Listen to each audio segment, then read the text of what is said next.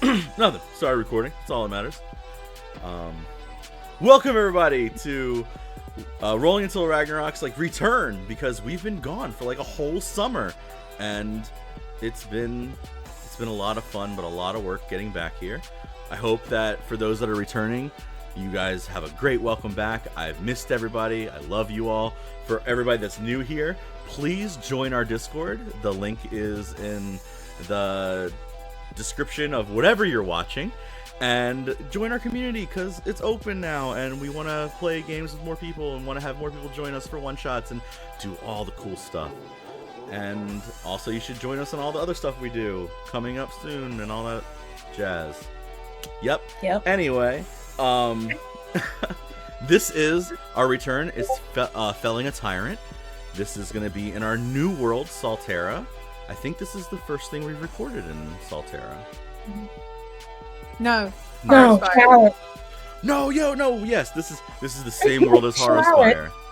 I remember. Oh, it is, isn't it? Yeah. But this is going to be a long time before Horrorspire takes place. So, for those that watched Horrorspire and fell in love with those characters, you're not going to see any of them. So, there's that. We are also partnered this time with a really amazing game called Doomlings. It's a card game that lets you run through these different ages and go through apocalyptic events, and you just make your little Doomling characters and get points, and it's one of the most fun party games that I've ever played. I fell in love with it. I went completely crazy about it. If you were on the D20 cruise with us last year, you definitely played it with me, because I gathered up 15 people and we played for 6 hours straight on the last day. I refused to let anybody leave without playing this game. It was amazing. I reached out to them. They are amazing people. I've gotten to do some tests of their stuff. I see the new stuff coming out. They just started releasing plushies, which will be all over here at some point. But if you use the code Until Ragnarok, you'll get 15% off your entire purchase. And what an amazing thing. They have a great community. If you want to join their Discord, it's also going to be in a link in the description below of whatever the fuck you're watching this on. And I I cannot speak more highly about this game. It is so much fun. And yeah, you can see it on our little rotating block of stuff. Otherwise, we're going to jump into this. This is going to be a game where we're playing through as the Daggerheart rule set. And Daggerheart is currently still in beta.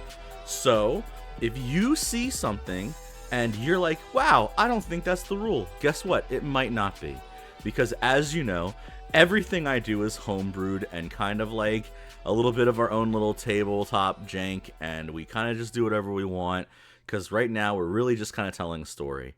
And if you personally don't like that, comment below and I'll ignore you. And it's going to be great. But anyway, I love all of you. I love your opinions. I'm not going to take them all, but I'm so happy that you have them. And anyway, Daggerheart's an incredible game that allows us to really do cinematic scenes and have a lot of really cool different ways of playing. We've played a bunch of D&D. I played a bunch of Pathfinder, so make sure you stay with us, because if you want to see us play Pathfinder 2nd edition, I guess, at some point, I'm sure we'll be doing that. God knows I get talked into DMing everything, so here we go. We also have a Candela series coming out soon, which I'm not the DM of, and I can't wait for people to watch me be a player at something. Yay! But anyway, thank you all for coming back. I missed everybody. Everybody who's new here, thank you for watching. Please shoot us a like, subscribe, share it out, and if you don't like any of it, let me know in the comments below. Same thing as before. I'll ignore you. Love you guys. Thanks. Yeah, it's recording. Great. Are you all good? Mm-hmm. Yeah. Thumbs up. Awesome. Yeah. So, our story takes place a long time before Horrorspire, and after an age called the Culling. During the Culling, we had a group of adventurers that rose up and stopped an outer god from devouring all their gods, but the realm itself of Salterra had to be cut off from magic. And so that means that everything here currently during this age, magic is still there. It's bound to certain artifacts. There are certain like treasures that still have magical things. There are places that still have, great magic to be held, but people and like the wizards and the casters are few and far in between.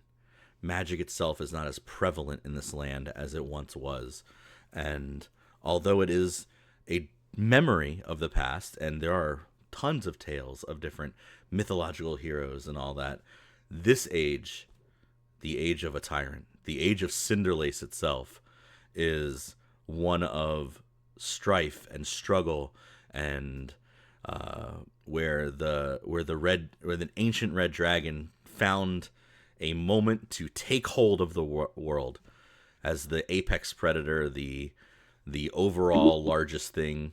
I mean, normally when you talk of dragons, you think of these creatures that knights can fight.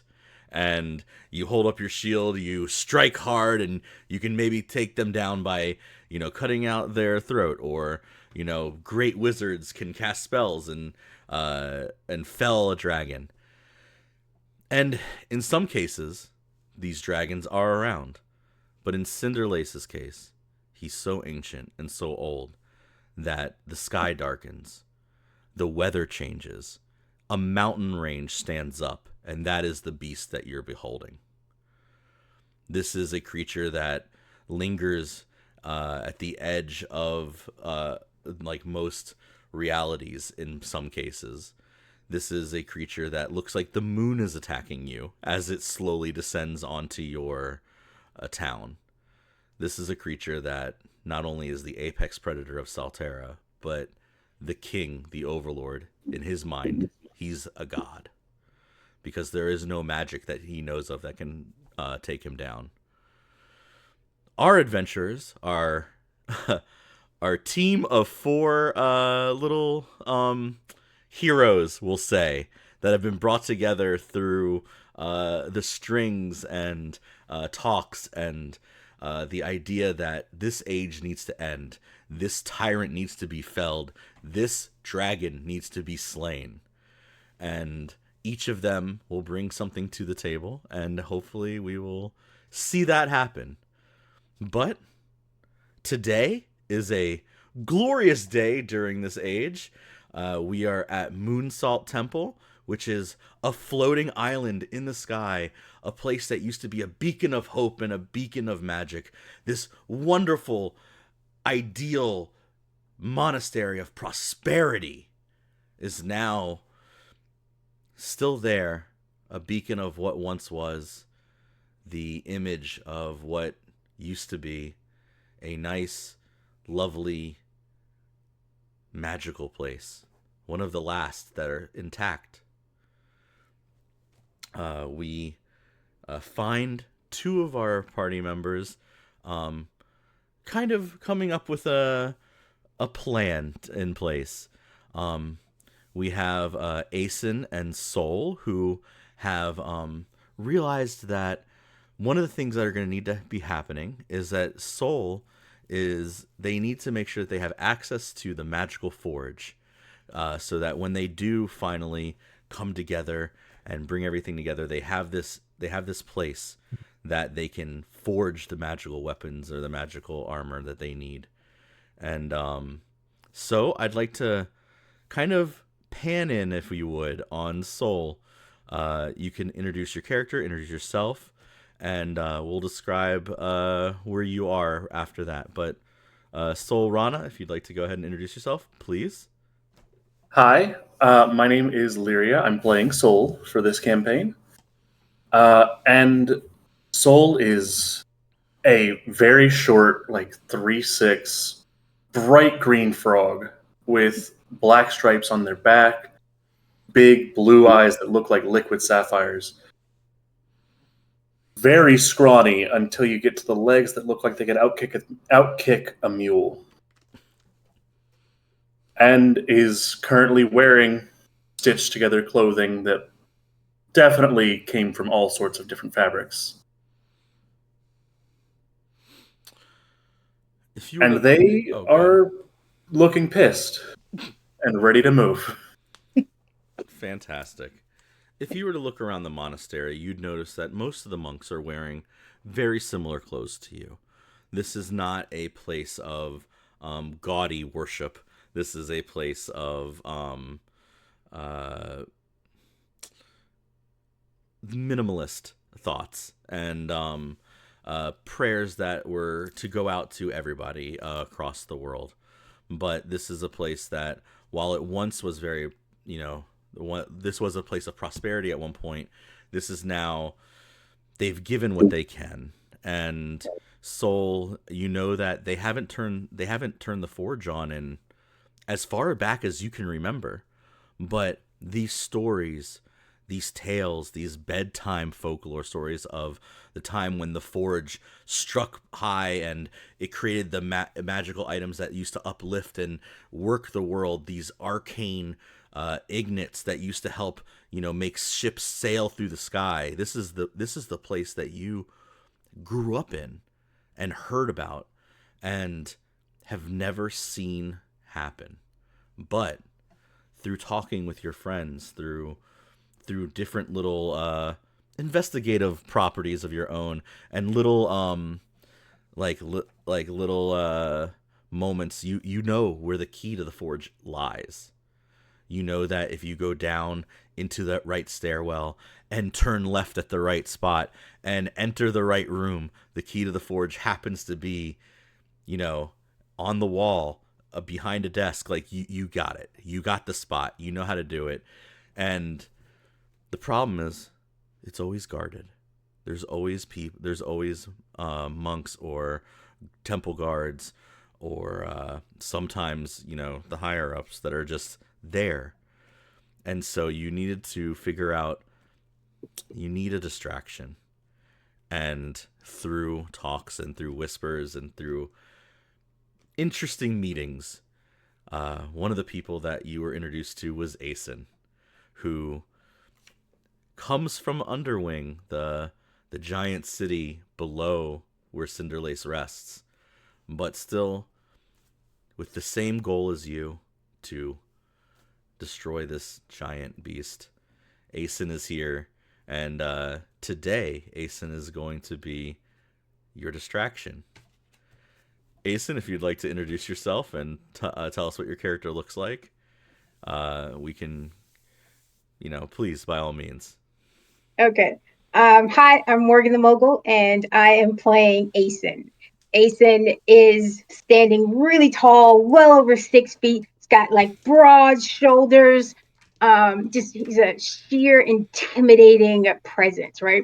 He's got like reddish brown skin. He's got like a bunch of battle scars, like just countless victories, defeats, and just you know, just intense, intense battles, right? Just being from Underwing, it's hellish. It's very intense. All right, he's got like really thick, like dark, jagged horns that kind of curl back from his brow, that kind of loop back. What else? I feel like he's got like a permanent like smirk across his face that is definitely I'm better than you, right? There's no question about that. He has like a tattered blue cape and like a golden like shoulder pad, and he's wearing what I'm calling barbarian booty shorts, like the kind that He-Man wears, right? Yep. That's Yes. I love it. It's perfect. Where's your spray bottle? The I think what I'm gonna do is I'm gonna let two of you roll for the first roll of the campaign to begin with, and so Soul, from you, I need a stealth roll, which I guess would be, since we're playing Daggerheart, that is a finesse roll. mm-hmm. And Asen, why don't you describe how you're going to distract people to me, and give me some kind of an idea. Are you being loud and like Oh, trying to like absolutely. fight one of these temple guards, or are you? So Yeah. Okay. So when we land, right, Ace would be like, I'm the distraction. Bet. So he's like this giant. When I say giant ass axe, okay. Now the important thing about this axe is that it's blunt. Okay, it's not sharp because Aeson believes full fact that battle should hurt. Okay, so they were not. He's gonna like take out this giant axe and like they put it across their shoulder, and he's gonna proceed to give them a speech. He's not gonna attack them first, right? But he's gonna remind them like, you can just stand there. You don't actually have to do this, right? And he's gonna use his intimidation factor. But if you want to, let's see how this goes, right? Getting that Okay. smirk, he's ready.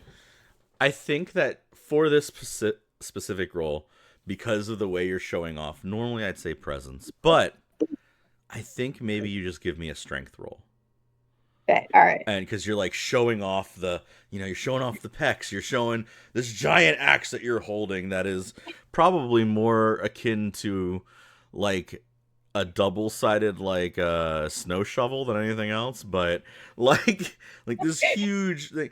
And Soul, give me this finesse roll for you to slip past while all the temple guards and people are kind of like, while he's creating this giant presence, you have to slip down. And so both of you give me the rolls. Let me know what you roll on and what the numbers are. Bet. That is a 15 with hope. Very nice. That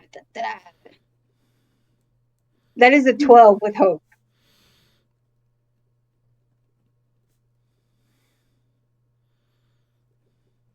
All right.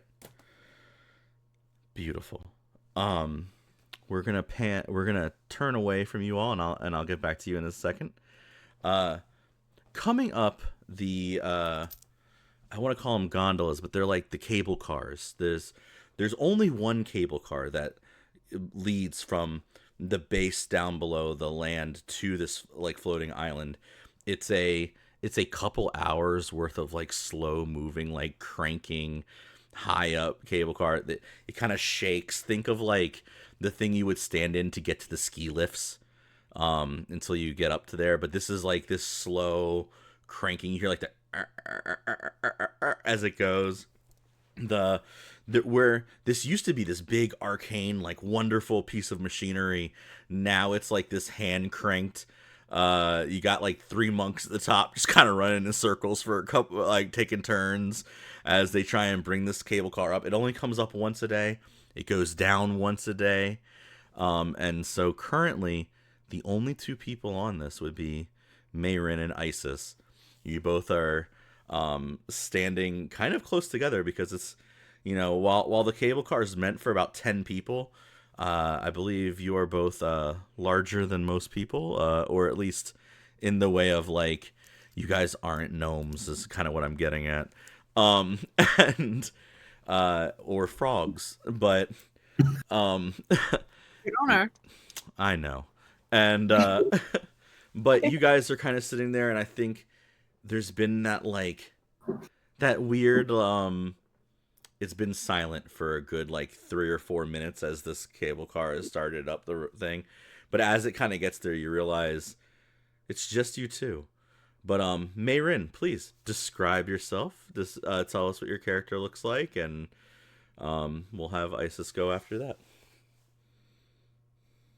It is the three of us because strapped on her back, much like a living backpack, is this bulbous plant. That kind of reminiscent to the Mario bulb plants, Venus man-eater things. But Mayrin is 5'3" without the horns.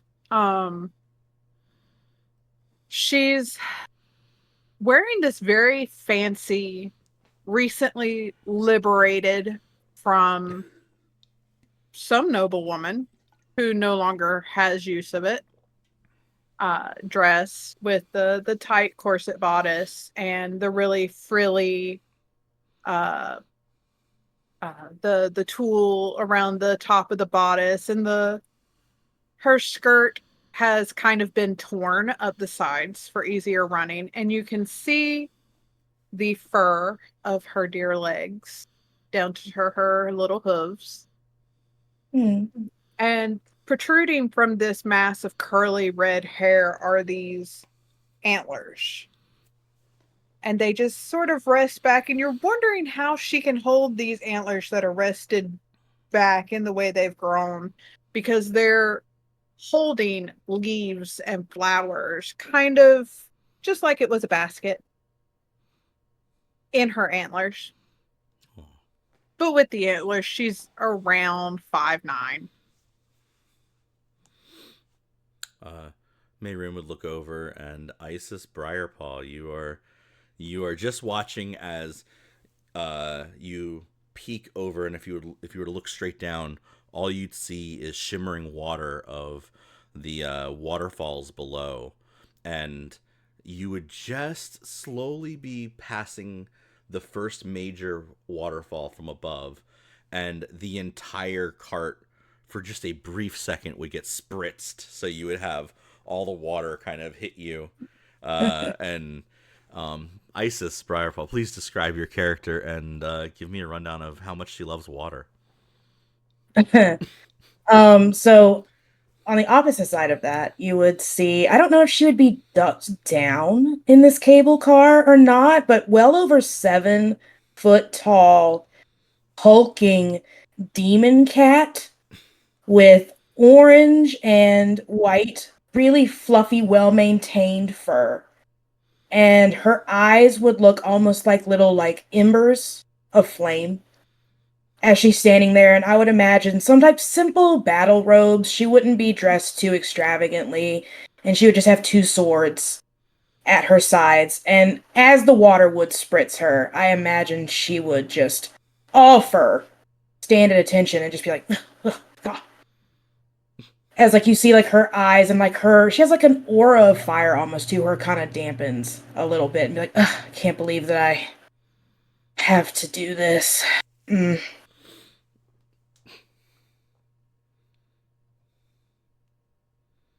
I hear an engine.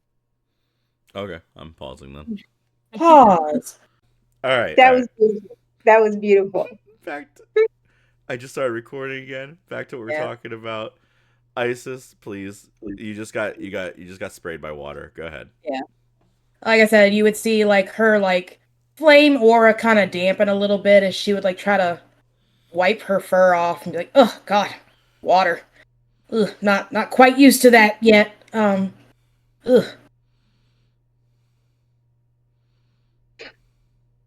No water where you're from, kitten? No, unfortunately not. There's not a lot of water to be had in the hells. You know, I thought you looked like you weren't from around here. You know, I was gonna say the same thing about you with the whole Is it flower. the leaves? It's the In leaves, right?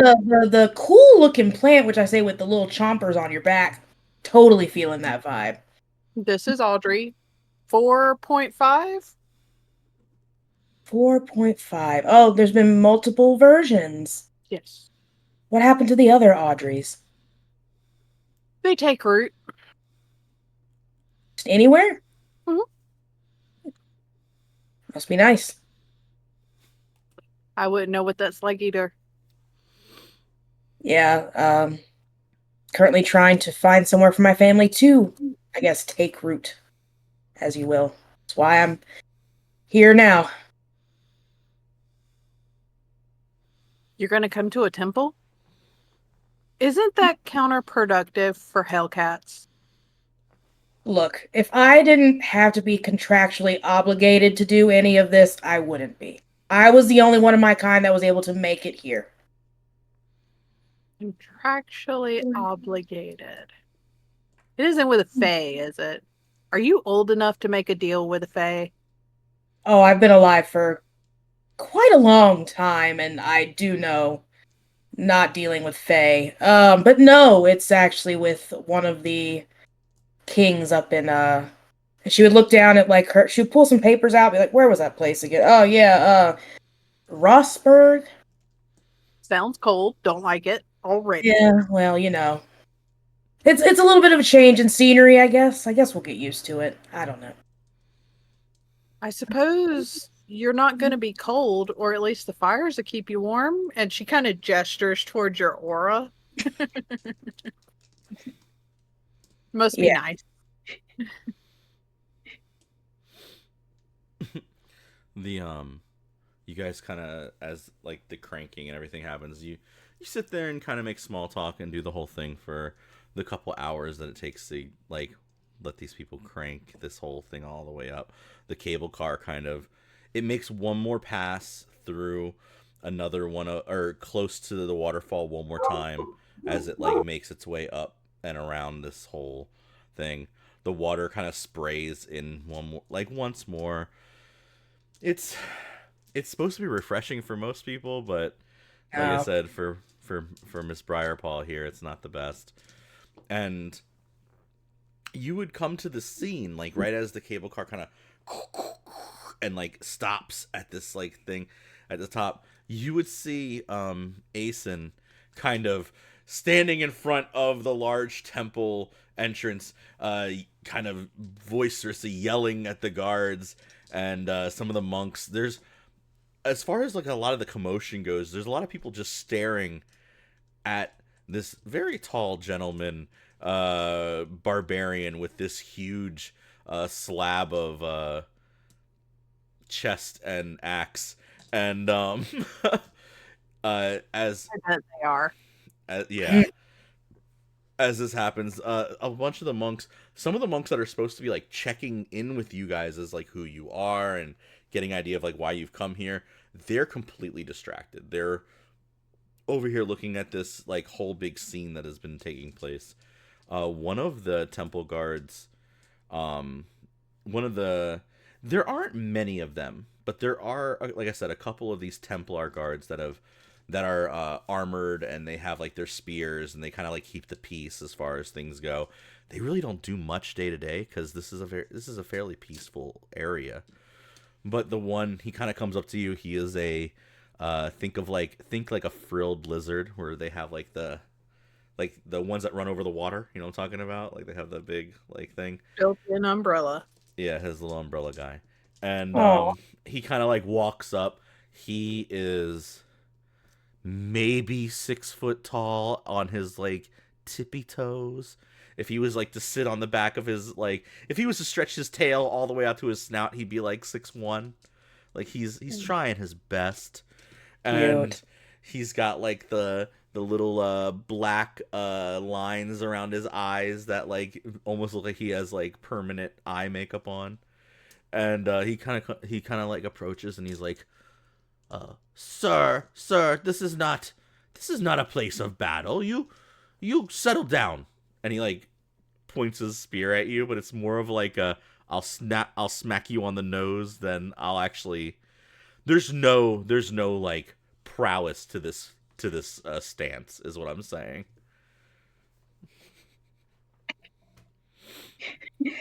Asen would slowly like turn around and just kind of like look down at him.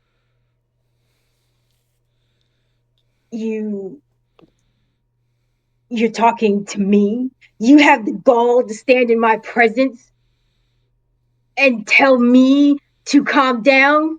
Like you're gonna see him get really loud and intimidating because he's still trying to keep the attention. And he was like, if you wish to fight, if you wish to join this battle, then stand over there with the rest of the monks and prepare your ass.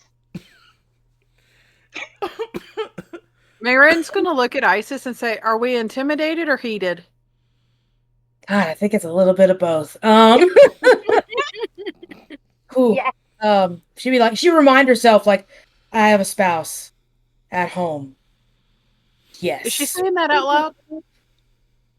Yeah. Marin's going out. I have 3 of them. 3, yeah. I don't need to collect anymore. The one I have is already enough to deal with. I call them triple frustration. Yeah. He's in his crochet phase right now, and she would point to her belt, and it would just be this poorly crocheted. It's adorable. Yeah, he's very passionate about his art. Back It's in crazy. hell, there's this big fluffy orange cat crocheting, looking around, going, "My ears are burning, and not in the fun way." Like, All you hear is like the tap, tap, tap, right? yeah. Having a whole conversation with somebody, just tap, tap. Um, while this is happening, Soul, you have slipped into this back room. Um, I believe you said that you rolled a 15 on Hope. So Yes. you get to the entrance, like the doorway, of this like office, or I think the higher up monk uh would have called it like his meditation room, but it's like his personal like area that he has like some of his personal effects in, and his like bedroll is here as well. Um, and it's always there's always some version of a guard making their way around, like, because of what is in this room. You know that like somebody's eyes are almost always on it. So you watch as this guard kind of like turns. You know this guard pretty well. You live at the temple. You've lived here for a long time. I believe your friend slash sister Alba has talked to you in length about how this guard goes to be, because they also happen to be one of the people that guard this entrance from time to time. So there's like a certain uh, air of you kind of know the footsteps that the guard's going to take. He has to get to the end of the hallway. He would turn. He would kind of go back and forth real fast, and then come back through here. But there's always some kind of eyeballs on this. So while the stealth roll is going to be pretty pretty substantial here, unless you can kind of give me an idea of how you would sneak into this room, because you know there's no lock on the door. Mm-hmm. There's not really many locks to anywhere. The one thing that you're stealing is kind of the only key really to anything, and it's really just this little circle that when you place it into the forge like itself, the dial, it turns the forge on. Getting into the forge is, like, you have to sneak down there, but there's no locks on doors here. This is not how this place was built. All right. I think the idea for slipping into the room is, I know the pattern. I know how they move. And I know this door is going to squeak if I'm not careful. Mm-hmm. So I will try and just stick my hand to the side of the door as I push it open and wrap it around so I can grab the back as I push to slow its swing Mm-hmm. while he's on the far side of his path. Okay. And just, if I can crack the door enough to see the key, I'll stick my tongue as far as I can to grab the key from the wall and bring it into my mouth before sliding the door shut. Oh, I love that. Mm-mm. How about, man, because you're going to use your tongue, and this is kind of like a very quick like very like, let's slip in and out. Why don't you give me an agility roll with advantage? Okay. I feel like it's a good plan. All right, let me grab a d6 here.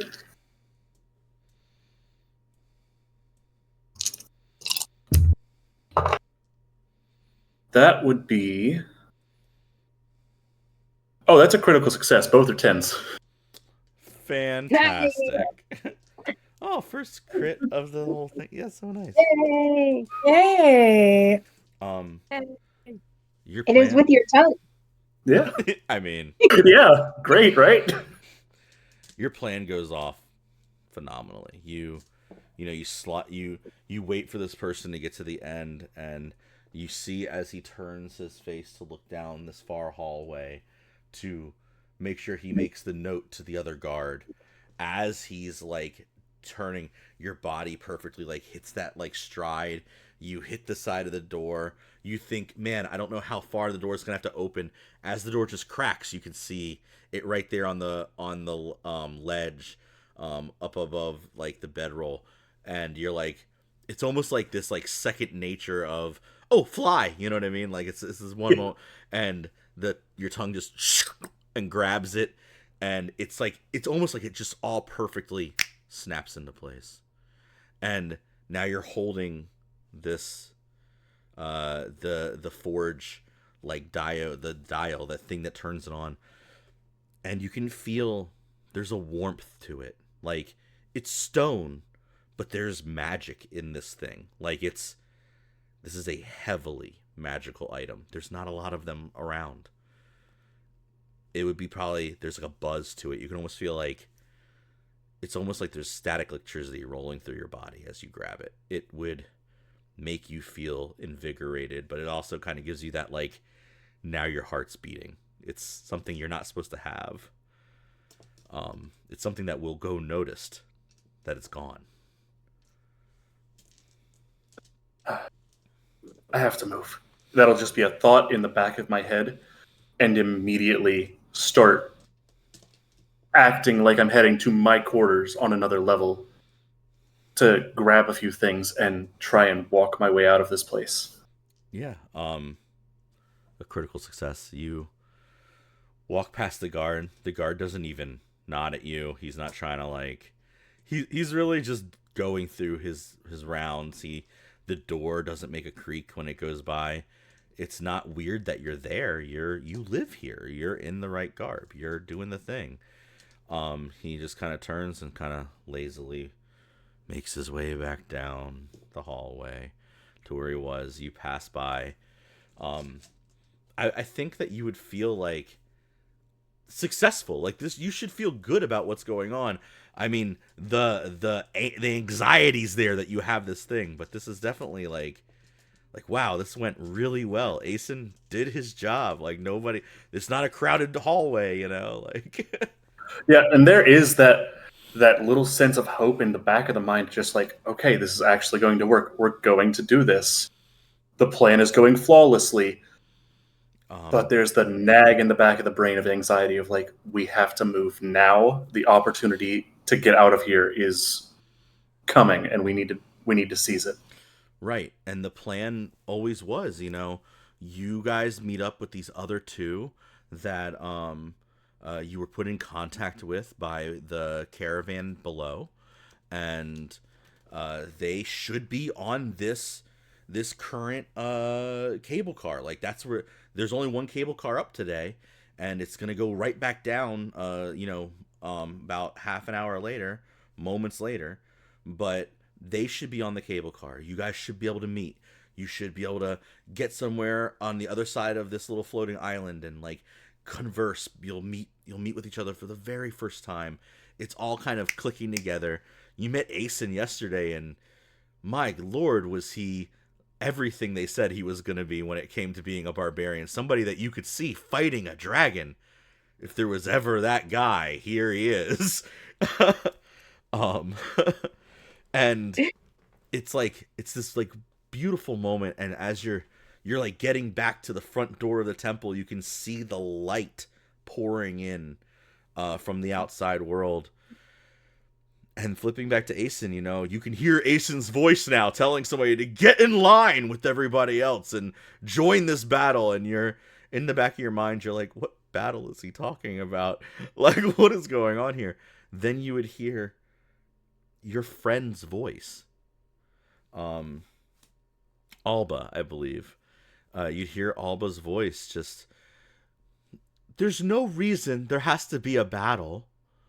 I don't really know what you think is going on here. This is not that type of place. This was never that kind of monastery. Like, this person is trying to reason with Asen and calm everybody else down. Mayrin and Isis, you guys are stepping off the large cable car. You are also seeing this young female person talking to Aeson in this way, kind of like being the only one to step up and like really be like, okay, this is gonna be fine. They're in the monk robes as well. Their robes look a little bit nicer than everybody else's. Like maybe they didn't have to patch theirs, but like, you know, they did their job taking care of their robes instead of having like the bottom get frilled and dirty and stuff like that. Behind them there is a monk in clear, like much finer robes. The By all means, none of them are gaudy. Nothing is like exquisite. Nothing is silk. There's nothing nice about any of it. The only thing that's nice about these robes is they look new. They look like they have just been created. They're still fresh. They're still pressed. They still have their lines in them. This is not, the bottom doesn't look like it's been stepped on ever, type of thing. And as you all are seeing this, you would start to cough a little bit. The air gets a little bit thicker, a little bit heavier. And I'll get to that in a moment. But Mayrin and Isis, as you're stepping off, if you'd like to comment at all on the scene at all, and then we'll go to Aeson for just a moment. This is also the first time you've ever seen Aeson in person.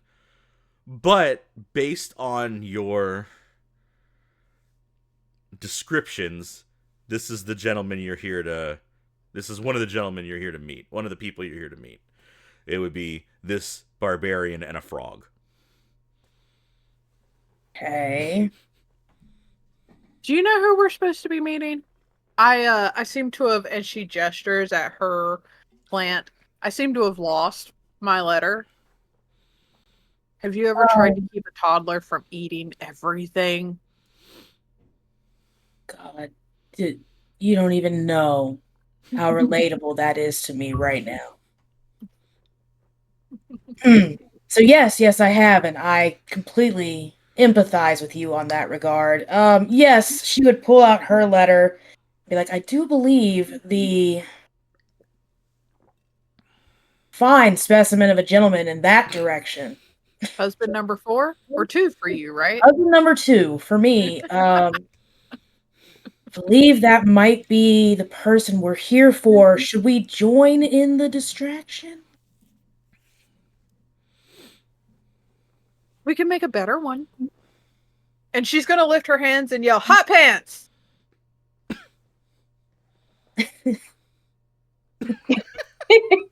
Isis would raise one of her blades like, I too am here to join in said battle, my good sir. And then Aeson's gonna look over and and see like this really large demon cat, and he's gonna look back at like the loud woman talking, and he's like, quiet little woman, a battle has approached. And he's gonna like turn like directly away, like she's no longer of interest. And he's gonna be like, finally, a worthy opponent, much better than these scrawny little monks. If you, he's gonna like wave his fingers, and he's like, pacifist. that is a big word. What does that mean? They don't like to fight. They don't. Then they are cowards. Pacifists. I mean, what is the difference? I'm a pacifist until I'm passing a fist through your face, so. Then he's gonna like pause for a second, like, that was clever. I shall use that one. Yes. I am a pacifist until I pass my fist through your face. There you go. I shall use that next time. Okay. Man. All right. Aeson's turned, and while everybody else would start to feel like I said, like the air gets thicker, it almost feels soupy. It don't it feels a little bit harder to breathe, like just slightly, like the tinge in your throat. You can kind of feel like like your breath quickens a little bit. The only one who like really specifically understands this would be Asen. And it's almost probably one of those moments where like, Asen, you don't take note of it because you grew up in this. But for everybody else, this is gonna be when you start to hear the sound of like wings and the dragons cutting through the sky. This is when 3 dragons like initially like land. These are kin of Cinderlace, not Cinderlace himself, obviously. But and while they are large, they're still they're children compared to this other beast. Asen, you've been under Cinderlace's wing in a literal sense. You know what it looks like when he is around. But these are still dragons. These are still the predators, the things that run this world. As you know, 2 red dragons touch down with this orange one. The orange dragon being at the forefront, with black, like very heavy black lines up and down her whole body. Her wings look like they've been shredded slightly. You can see that there are scars all over her. This is a dragon that has been through battle. All the monks at once immediately take this like stance of they sit. They immediately go into prayer where their head touches the ground. They are completely prostrate as everything happens here. This dragon is within, I would say within like 2 arms length of you, Asen. This large orange dragon lands. I don't know if you've ever seen this one in particular. Soul, you might have seen her before, being part of the temple, but generally they would have had you be inside during the tithing. But this one's coming so much sooner than the last one. And also, generally they go to the other side of the island, the floating island, to do the tithing. It's not something that happens right in front of the temple. As this dragon touches down, Mayrin, Isis, especially Isis, I think. Isis, I believe this is probably the first time you've seen a dragon in person. And it would be...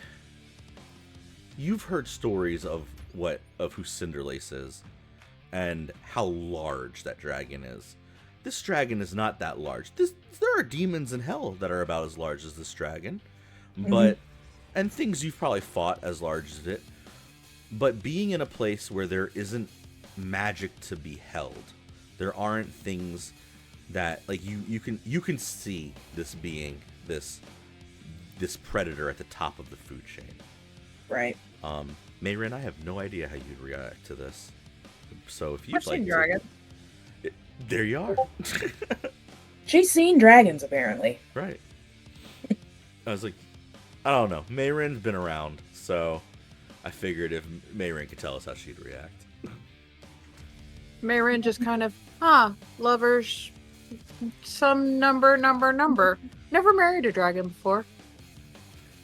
Is it on your list? I've been a dragon rider, don't need to marry one. Asen's gonna be like, shh, now's not the time. Now is always the time. This dragon's head kind of like crooks down so that like its eye like comes to level with all the people. Asen, its head kind of like passes by you slightly. It's going, and now its head is like in between where Asen's standing, and Mayrin and Isis are just like, you all were walking up as this thing kind of came between. The 2 red dragons begin to immediately like pace around. Think like how wolves would hunt in a pack. These 2 are walking around to the sides of the temple to look. Soul, in particular, you're holding, in your possession is a magical item. Yep. That dragons can sense if they are out. One of the reasons this item is where it is because the deeper it goes into this ground, the harder it is for these things to sense. But here you are, holding this thing, And you're just in the door frame as you see this dragon land and start to look, and then you'd hear its voice kind of, last time we were here, we only were given 2 bodies to bring home, and as you see now, there are 3 of us. And it kind of like pokes its head around. Aeson, you're the only one standing, and it eyeballs you, but it's not speaking to you. But what I would like is an intimidation roll from you. So if you'd like to roll presence, add your stuff to it, because I know you have something special with that. Yes, I get advantage. There it is.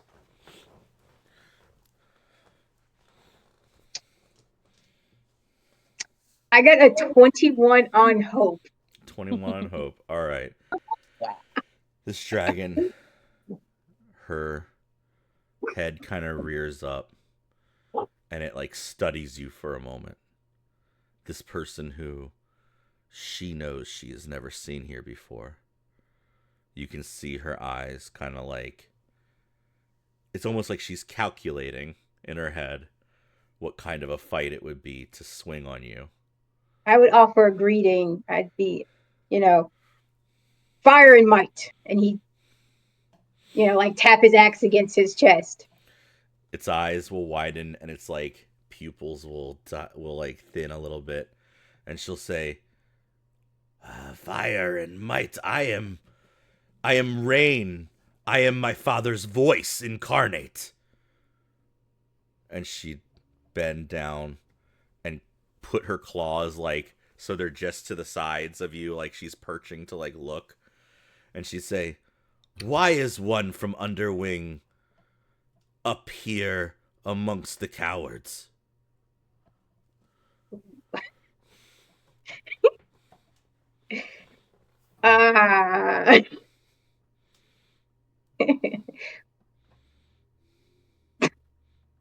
Why would he be up here, right?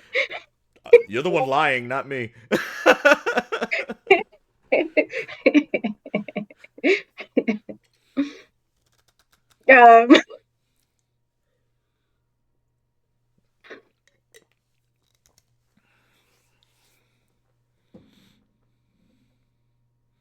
I have come for my own tribute, much like you have, except I heard monks were somewhat impressive, only to be disappointed.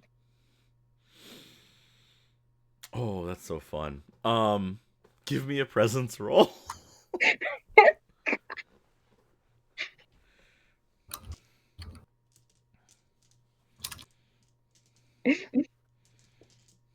Oh God. No, but it was a critical success.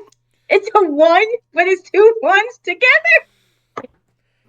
That's fire. Oh my God. Yo, take it. How are we doing this? We take those. That's amazing. I'll have to make a note of that real quick. Hold on. So, rain. Dude, so fucking. I'm gonna take it like a screenshot, just so you can be like, Aeson was clearly lying. Right. And I think that it is a critical success, but I think that Rain, this dragon, knows you're lying. Like, and she just kind of studies you, and there's this like snicker to her a little bit. And she, as she speaks, she lets some of her fire like roll out and just lick the flames just lick your body slightly as she speaks. And she goes, "Nothing about these people are impressive. I would agree." And as she kind of like laughs slightly, I'm gonna roll damage. And I'm gonna say that you would take 9 HP, 9 damage. So it's gonna be like just her speaking to you is 9 damage, but it would take like whatever HP slot that is for you. Right. As like the flames kind of drip onto you, like this napalm breath just kind of like hits you. And then she kind of says, "But I hope you enjoy whatever tribute you get from these people. I'm going to take mine currently. And her hand kind of comes up and slowly starts to come down, and then quickly her head just shoots past you, and the woman you were speaking to, Alba, is snatched up in her jaws. And Soul, this is something that I think that more has an effect on you than anybody else. And I need a couple things from you. One, I want you to roll me. Well, first tell me what you're doing, but I'm also gonna need like a not a finesse, an instinct roll from you to see if you have a understanding of kind of like what to do with this, like to see if you understand that they can really sense it and like how to like position this thing to get past this dragon. And also Okay. you would see this red dragon kind of making his way to the side, and you know there's like a straight shot to the gondola or with them, but you see everybody else you know that you need to get with this group.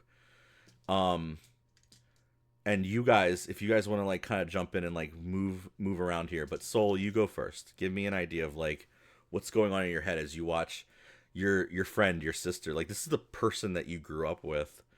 She's just gotten, and all the monks are silent, just praying, heads to the ground.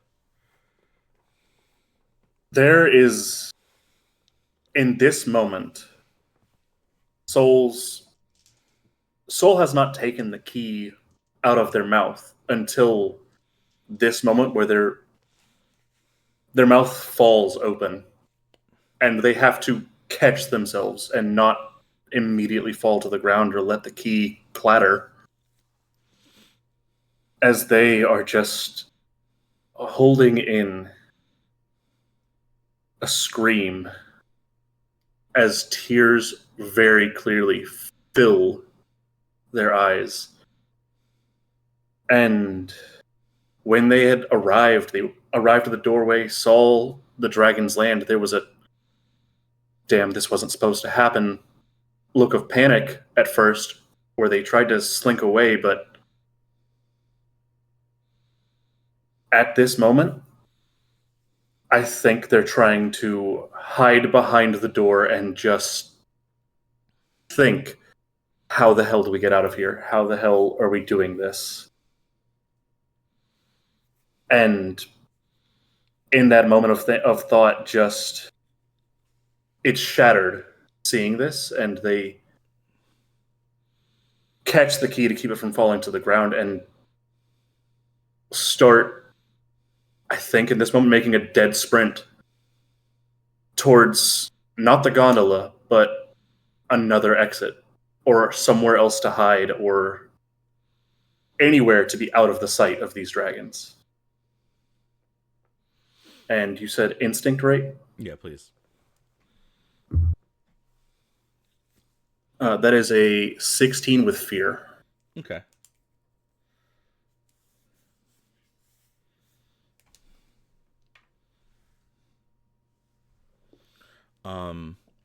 Mayrin and Isis, this is you can see this, but this will be the first time you get eyes on Soul. And this is the only monk moving around other than the one that is just gotten snatched. Aeson is, on the other side of this dragon. It's like neck. But this is also like you can see Soul kind of make this little dart for this large, think of it like it's like a hut, but like in the idea that like this is like the station that you'd come and like check in at before you would get to the gondola. This is like a little bit to your side. Like I said, you all walked up to Aeson to like kind of be part of this distraction. And while the one dragon is a lot closer to this other room, the other one is further away. But you, Mayrin and Isis, if you guys kind of take notice that like as Soul runs to this hut, the one dragon he runs kind of like behind doesn't see him. The orange dragon is currently busy, but the red dragon on the other side of this place kind of like tilts its head, like it takes notice of this thing kind of run past. I think Asen would be much more focused on the orange dragon right in front of him. But Mayrin and Isis, you have this understanding that, although this one dragon is like, 200-ish feet away, it did clock Soul running to this hut. And you all would know more than anything that these things can sense magic. So, as this orange dragon kind of like snatches this person and like kind of snaps her neck and puts her in a spot where she can be like, this is my tithing, I'm taking it home. She stops. Rain kind of looks around. She eyeballs Asen for a second and shakes her head and then kind of rears her head up and kind of growls. And why is there something magical about here? And she kind of like this low growl of like, as she turns and looks, and she's gonna start to like look over Mayrin and Isis, and it's almost like she's gonna go to look towards where Soul ran to, but this is now your all's chance to interrupt if you need to. Marin's gonna smile, and she kind of, I can't help but be magical. You should get to know me.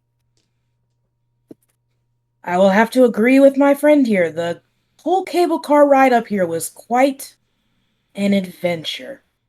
Asen would hit his axe hilt, I guess, if you would, handle on the ground and say, what do you say?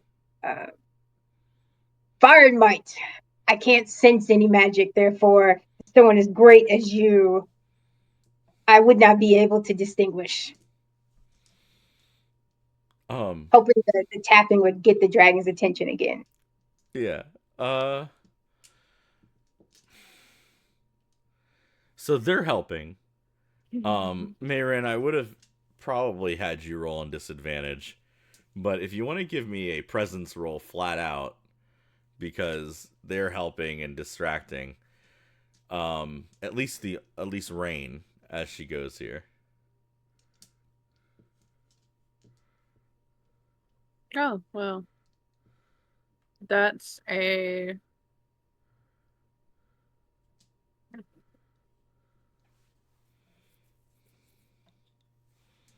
It's a 13 on hope. Okay. And it's like there's a lot to look at. And Rain has never seen a Horodir cat, which is what you are. But I'm going to spend a hope to do Drink with Kings and add 2 more to that to make that 15. Okay, even better. She's never seen, she's definitely never seen anything like Isis before. She's seen large warriors before, and she might have seen like Leonins in the past, like these type of big lionkin, but she's never seen a demon cat. There's not many demons that come to this plane currently. And she kind of just lingers there for a second, and then her eyes kind of turn, and she lingers onto Mayrin, then hear the click click, and she kind of like it's like a predator kind of backing up a second to make sure she knows what she's gonna like rush down if she has to, but like it's more like she's trying to get the scope of what's going on. And the other red dragon kind of like makes, like, it's almost like they make this triangle around you guys, and she says, there's much fire to your aura, feline, and you are from a realm that just stinks of magic. She would be saying this looking at Mayrin. Like, oh, thank you. I'm glad you appreciate the beauty of my flames. As I appreciate yours. Yes, you're both hot. We are. I can be hot too, and she's actively going to cast Cindergrass just to catch her hand on fire. As a point to, this is the magical thing you're sensing. Right. She contemplates a moment and then quickly snaps her head back in almost like a very quick turn back to Asen, almost to see if she catches you off guard or not. It's one of those moments where it's well, what's gonna happen? Is he gonna jump? It's kind of did you flinch moment. And she snaps her head back and looks at you and goes and says, more worthy fighters, if you ask me. Leave the monks alone, but kill the giant cat. They got here shortly after you, so I haven't had the opportunity. And she'll nudge and yank a little bit her head and kind of to give the other dragons a sense to follow her. And then she'll turn and start to claw her way back to the edge of where she's gonna jump. And then she stops, and in this long bellow of a low growl, she just says, this tithing was off the numbers. Next time I deserve double. I'll bring more with me next time. In fact, we'll be back tomorrow. And she just kind of looks up and lets herself fall off the edge as her body takes flight. And one of the red dragons is still kind of looking at this area that Soul was hiding in, but has been told to leave. And he just kind of follows suit, follows after the orange dragon. The one red one that was closest to Soul kind of breathes in deep. You can hear the as the air is brought in through his lungs, and you think, oh, he's gonna it sounds like he's gonna about to use his breath weapon, and then he kind of lets out this long, dull, very low toned roar. And looks around, very proud of himself, yeah, we scared everybody here. And then, takes off.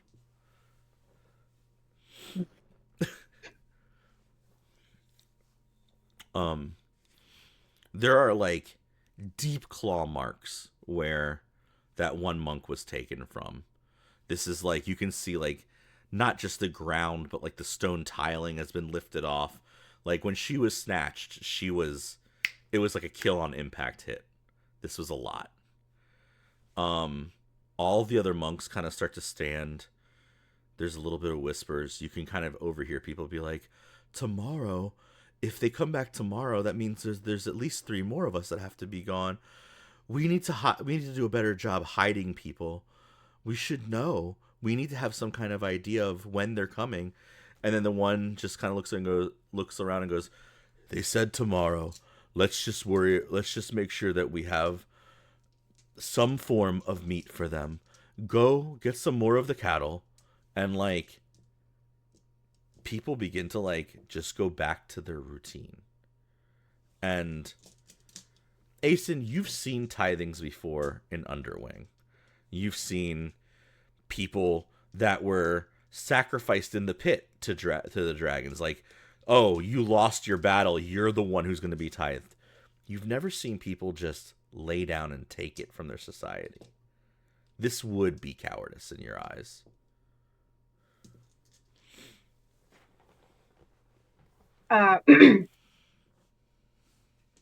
So, do you honestly think that meat is going to be enough? Do you think they won't come back tomorrow for you? For only 3 of you? Stupid. Foolish. The main like monk that I was saying is wearing the nicer robes. He just kind of looks over at you and says, "It is what it is for now. There's no reason to fight something that we cannot affect." There's always a reason to fight. At least if you fight, you have a chance. Even if it's a very small one. Where is your pride? Never mind. You disgust me. Get out of my face. I think it would be Marin- best if you would Marin's leave. just gonna be like, I think it just fell off the edge of the temple. I think it did.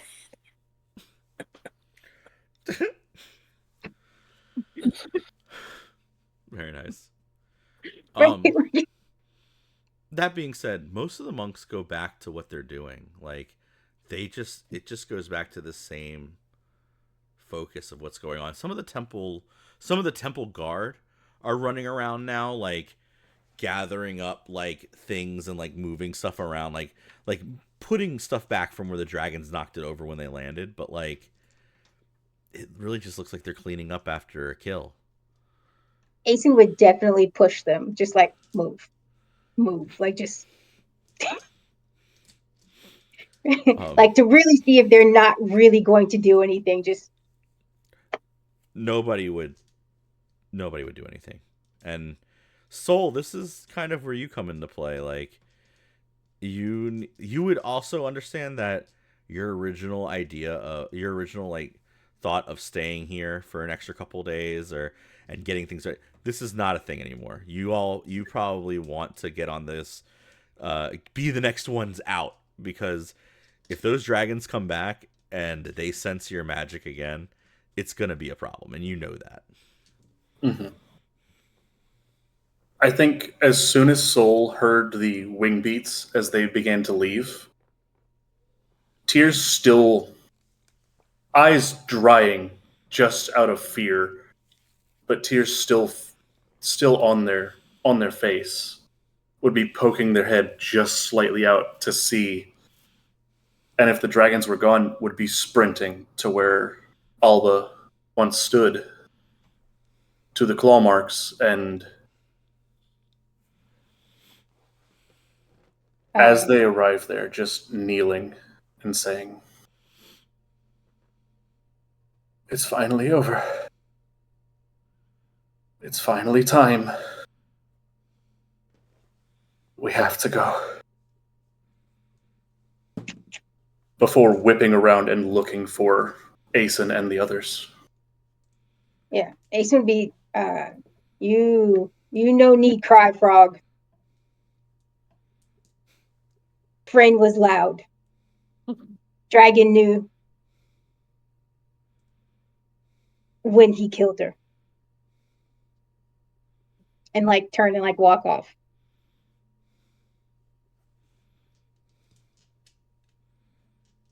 There will be Yeah.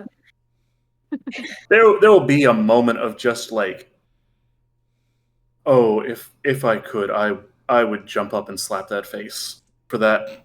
But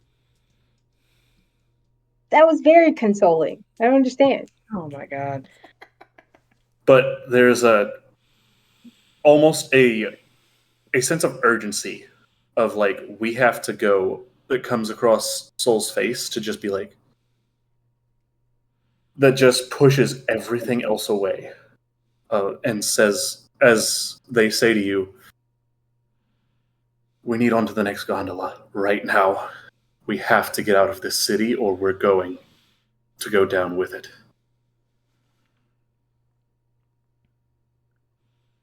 Isis would agree. She would, I guess now, like, sort of realize how much. I mean, she kind of knew ahead of time how much she was going to stick out, but not quite this much, I guess. And she would, look at Soul and be like, yes, we need to get out of here as quickly as possible, and I promise you, we will not fail in this. We will avenge your friend. Vengeance is definitely a worthy fight. It won't be loud, but under Soul's breath, you may hear, the orange one will die. Will die. And they will suffer as they do. And we will make sure it is by your hand if that is what you desire. There's one last sniffle and a wipe of tears before resolve just sets forth in his set, and Soul will say, "Let's move now."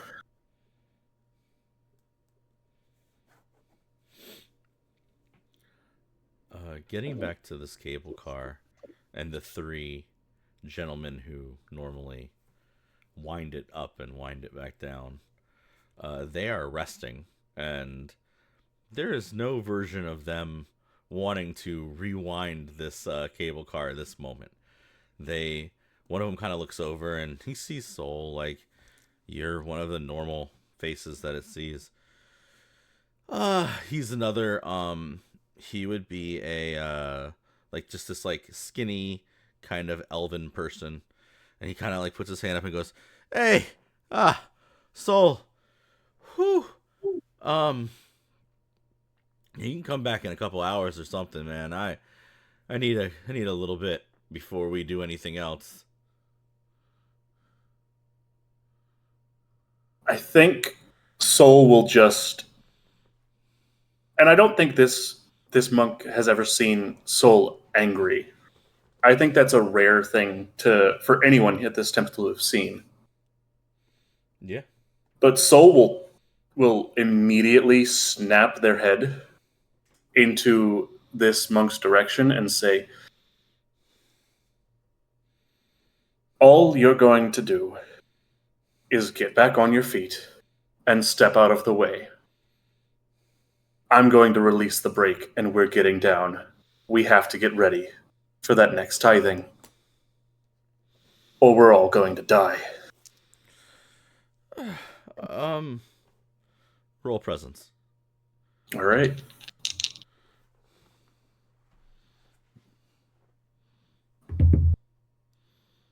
That is a 11 with hope. He kind of, like, looks at you. He looks so puzzled. Like, he's never seen Soul worked up. Nobody ever really sees Soul worked up over things. Not angrily. And then he kind of, like, takes in the rest of the group that you're with. Mm. And he thinks and goes, "I mean, I could get up, man. The release the brake thing, that's dangerous, though. Like, at least somebody's gotta." And he looks over at the other two, and he goes, "One of you just want to, like, let it down slowly, or, I mean, man, we need some time. I just need a minute. We just pulled it up. Like, we almost always get at least a couple hours in between. Give us a minute. Like, you could get on and get ready to go, but we need a little bit. We have to rest for a second."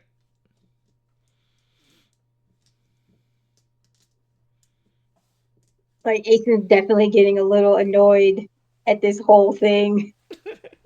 So he's definitely walking over and be like, "Look, I don't care if it's you, or any else of these damn ass monks. Somebody better get me down off this mountain now."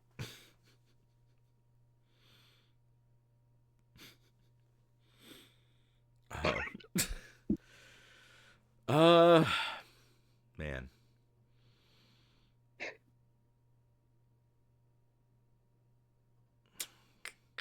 Yeah, give me an intimidation roll. What is an intimidation roll? It's presence on advantage for you.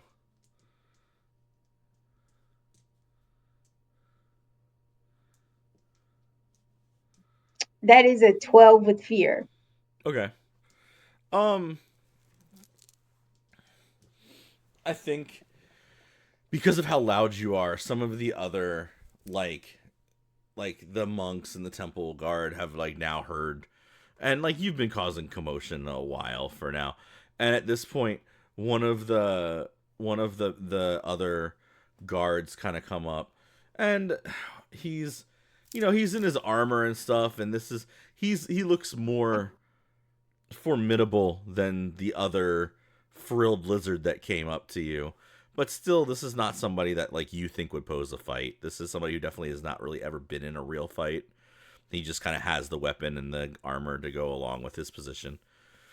And he would just kind of come up and be like, if you want to get down safely, you should at least wait for them to catch their breath. Get on the gondola, get in the cable car, take your seat, relax a minute, and then I will help them let you down. The sooner you all leave, it seems the less of problems we'll have.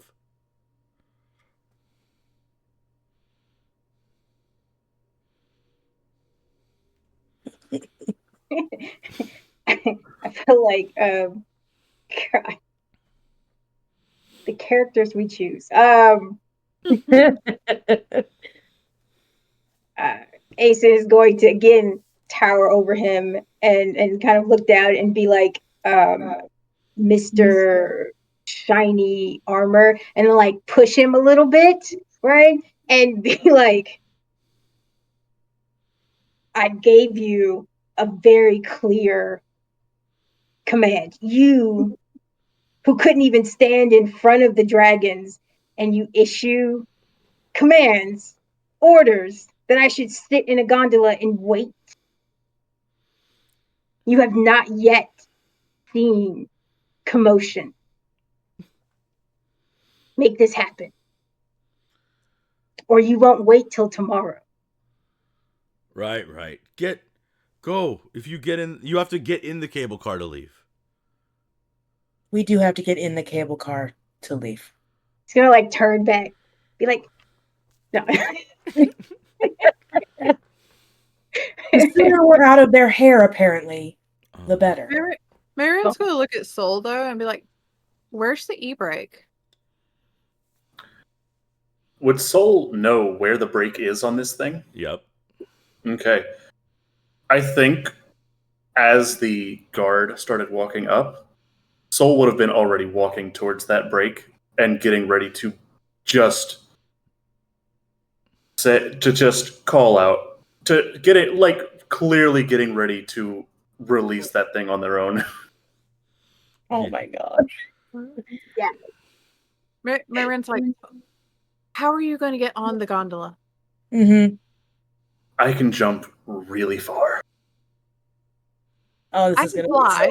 be So one of us can do it, but we need to get those two back on it. She's going to point at Asen and Isis. Yes. And there's a... Soul will say, oh, I was going to wait for them to be on. But this thing's going down as soon as we can get it there. I will She's gonna- very happily go in and take my seat. Oh, look at her go. And she's gonna like stomp her hooves on the stone so like it makes some really annoying clacking noise. Hey, Hot Pants, we're leaving. With or without you. I saved a seat right next to you, right next to me for you. Come sit over here. The guard is going to raise his voice. He's going to. It's okay. He's going to. And he's gonna like nod at you, Asen, like, go ahead. You win. Let's get aboard. If I didn't have more important things to be doing, I would crush you. And he's gonna like turn around and like walk into the gondola and be Hot Pants.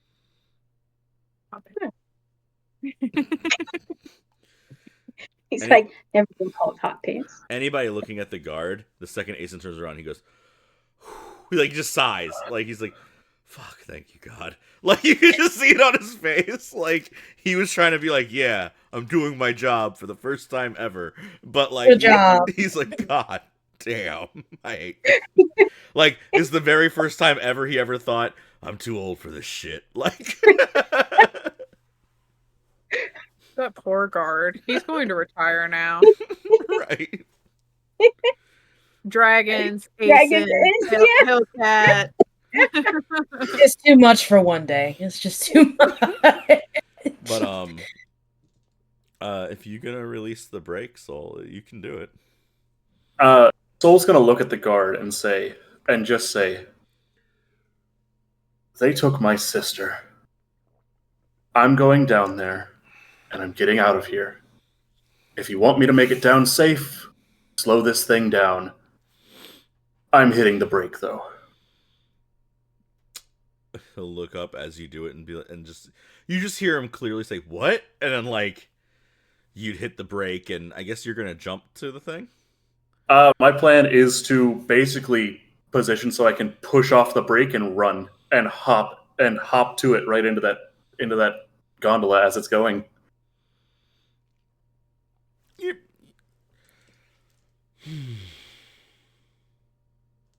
If it goes poorly, it goes poorly. Yeah, give me that agility roll. All right, I am going to use a hope here to use my experience, hop to it to add a +3 to the roll. Yes. For anybody watching, one of the most exciting things about Daggerheart is when your character creation, you get these things called experiences, and his right now is hop to it. And so you gather hope up. You'll hear them say like, "Hey, I'm rolling on hope," or "Hey, I rolled this on fear." Whenever they roll on hope, they get a little point in their hope like category, and they can spend those for different things. And so he's spending it to use his experience hop to it, which will add +2 to his dice roll. But this is such a unique trait because this is something that only he has. Like nobody, like somebody else might have something close to it when they're character creation, but it's not a set thing in stone. You're making it up as you go. In one of our other games, we have a character named Kilara that uses "I'm Batman" a lot for her stuff, and it's so much fun to watch them watch people figure out like what your experiences are, and as you level up, you get new ones. And I think it's probably one of my favorite parts of Daggerheart. But anyway, Soul, while you were rolling, what did you get? That's an 11 on hope. An 11. Yep. Yeah, I think that you kind of click out, you hit the thing, and you make this jump. That being said, Mayrin, he told you what he was going to do, and maybe you had an idea that it might go badly. Do you have some version of helping him get aboard? Hmm.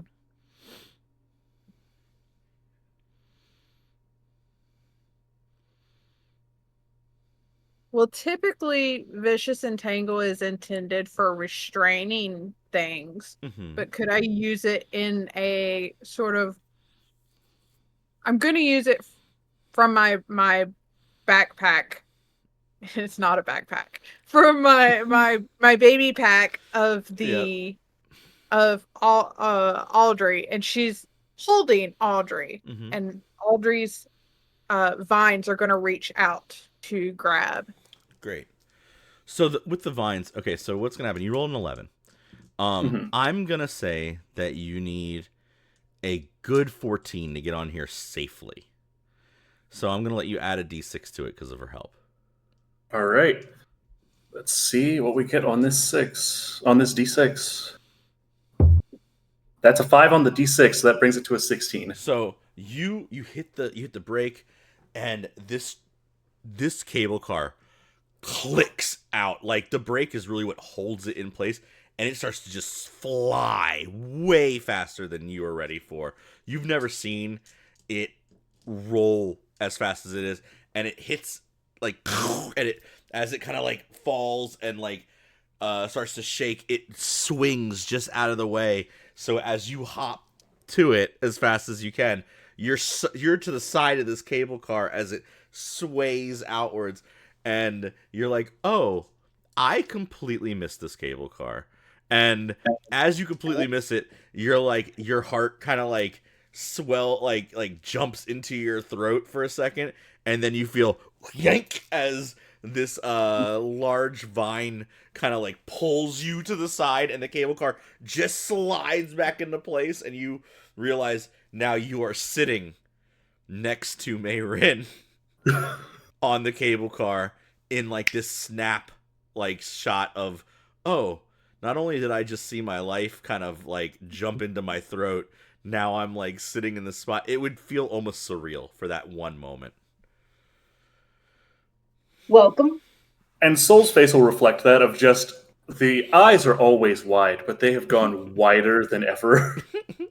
As just there is definitely, like, if you were listening at all, you could probably hear their heart beating in their chest, just about to break out.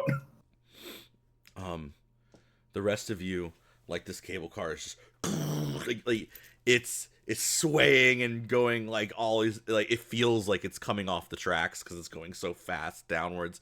Isis and Mayrin, Asen, you all took this cable car within the past day. Isis and Mayrin, you just took this dumb ride, like, and it was so slow. It's so slow, and this time it's like, you know, neck speed, hitting terminal velocity, going straight down these cables, and then there's like this large, and everything hits the, like, it stops heavily. You all would lurch forward, like you'd have to hold yourselves to not fall, and it stops just short of where the waterfall comes. So now there's this giant spray of water as it slowly like cascades through the waterfall for just that moment. Water pours in for just a second. All of you are soaking wet, and the cable stops and shakes, and there's this like moment where you're like, okay, what? And then it slowly begins to, and there's a click downwards in a slow, same old pace as before. You did about half of this ride in a couple moments, whereas normally it takes, a couple hours. And I think the spray of water is what snaps Soul back to reality as they're seeing just their life flash before their eyes. And there's just a look of, I suppose I have you to thank, to Mayrin. She's going to gesture towards the plant. No, she likes you. And then there's bewilderment looking at this plant, because Soul has never seen anything like this.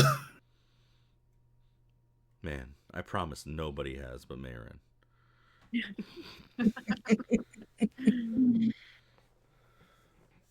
She takes a moment, and I assume with the sudden stop, we all kind of tumbled. So she's holding this large bulbous thing and takes a moment to, okay, get off.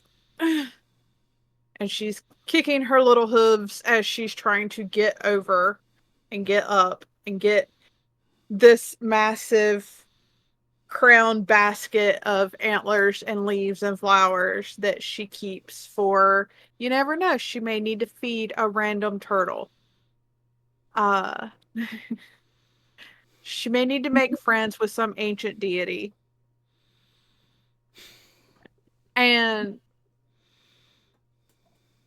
it's as if she realizes as she's adjusting everything of, oh, I should have offered her a flower.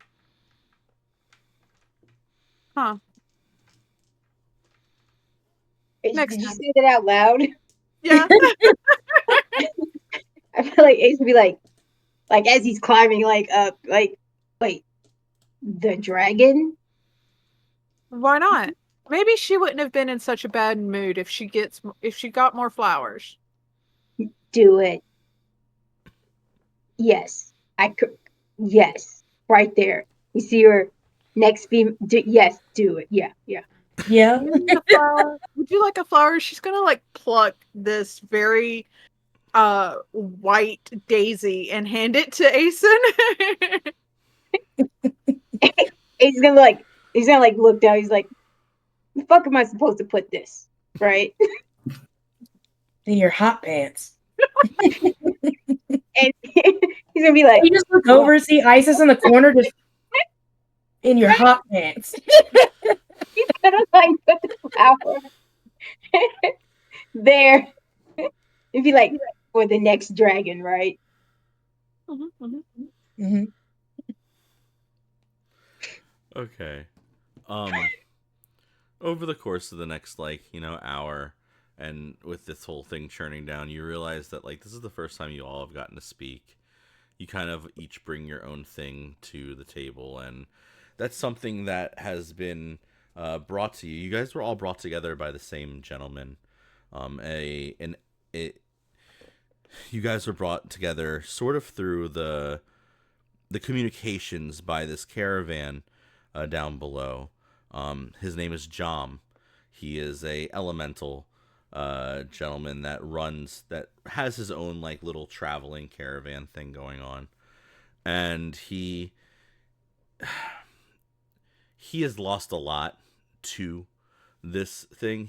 While he's still young as far as elementals go, he's old worldly wise. He's one of the elementals that have been bound to this plane for a long time. So he has seen the comings and goings of different things, but he has a very heavy opinion on Cinderlace and this age of ongoings, and he is kind of tired of it. And his idea originally was to go gather up as much magic as he could, and hopefully, gather a band of people together. And there's this tinge of regret in his planning as he tells you about it. So you'd have this sense of something bad has happened in his past. But that being said, this is kind of him reaching out again and attempting this thing that he has this grand plan that he has put together, at least, and each of you kind of bring your own thing to it. And I think this is your time to do the meetings and the greeting and see each other for the first time and kind of get this idea of it. But you know that at the bottom of this long conveyor of waiting is going to be this caravan with this person, and this is your mode of transportation around this part of the world. Isis, you having come from very far up north, I would say that you and Mayrin have spoken to him before, but Asen, this is gonna be one of the first times you've ever met him in person. He doesn't. There's very few people who go to the Sundering Lands near Underwing where you're from, because you need lots of think of it as a travel voucher to get into the Sundering Lands. You have to have a reason to go there. You have to have writs and merits and all these different things to get through the checkpoints. How you got out is just an amazing version of what smuggling is at this point. But this is the kind of it. Soul, you're meeting all of these people for the first time, and you can kind of while there is this very deep-seated unfortunate event that just happened, you also succeeded in the first part of all this. You have the thing that turns the forge on. You have the key. You guys are in charge of something that theoretically, if you can put this dial into the forge and turn on this magical forge for the first time in a long time. But the idea that you can craft what you need out of this forge, it's the only place that you know of that can do this, that can bind the magic that you find and get to these weapons. So it's kind of there's a little bit means of celebration, if you kind of get what I mean. Mm-hmm. But you guys are coming to the very end of this, hour-long session of just slowly descent into the mainlands down below. Okay. And but does anybody have anything to say to one another, in the brief, just before we finally land should I say. I think Soul, who would have tucked the key away while going to the cable cars, will just, while we're in the middle of the air waiting to make it to the ground, pull it out and just say, this will get us in to where we need to go. This is the key to that mountain's end. And just hold it forth.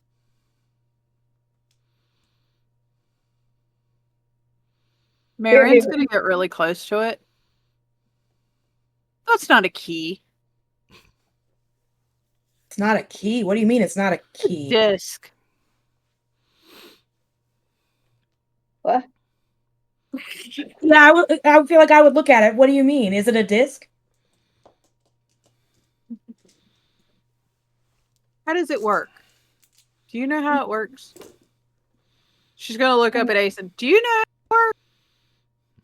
it works? You put it in the hole and you turn it. It's all the keys that I've always seen worked. With the irregularity of its shape, though, I feel like it might be slightly different than that. We probably should have thought about this. What's irregularity? Differences. Something strange. I see. It's not going to be like all the other keys. That is a question I'll ask DM. Would I know how this key's supposed to work, or is it just I knew where the key was and we're on the move? You know where the key was. You're on the move. It's a circle that fits into a very singular slot where the forge is. That's as good as you got so far. All right. Okay, so we just got to be on the lookout for the keyhole when we get there. Soul would know where that is. Yes. Oh, then beautiful. Yeah.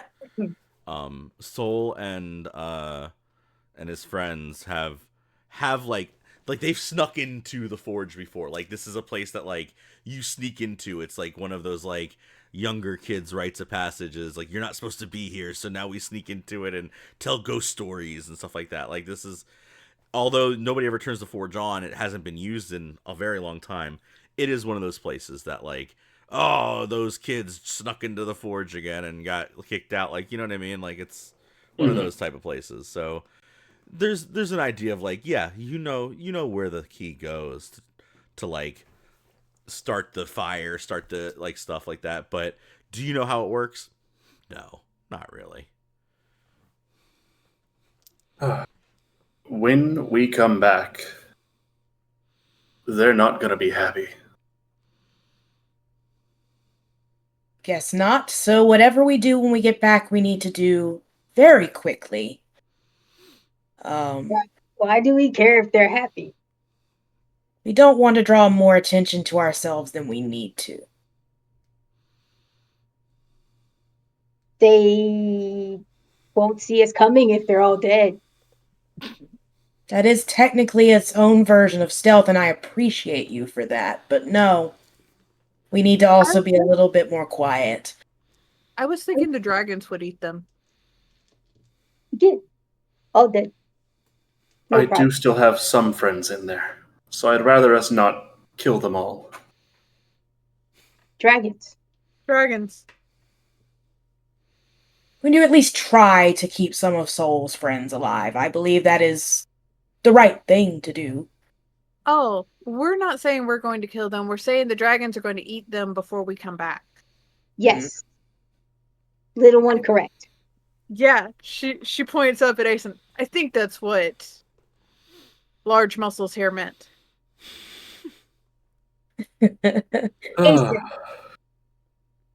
Asen.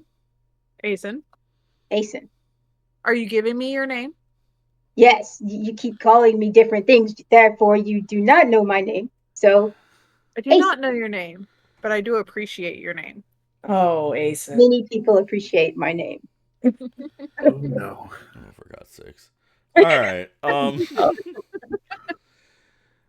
I think We won't. yeah. We won't go through a whole different story arc where Asen loses his name to a party member. Oh, yeah. Yeah.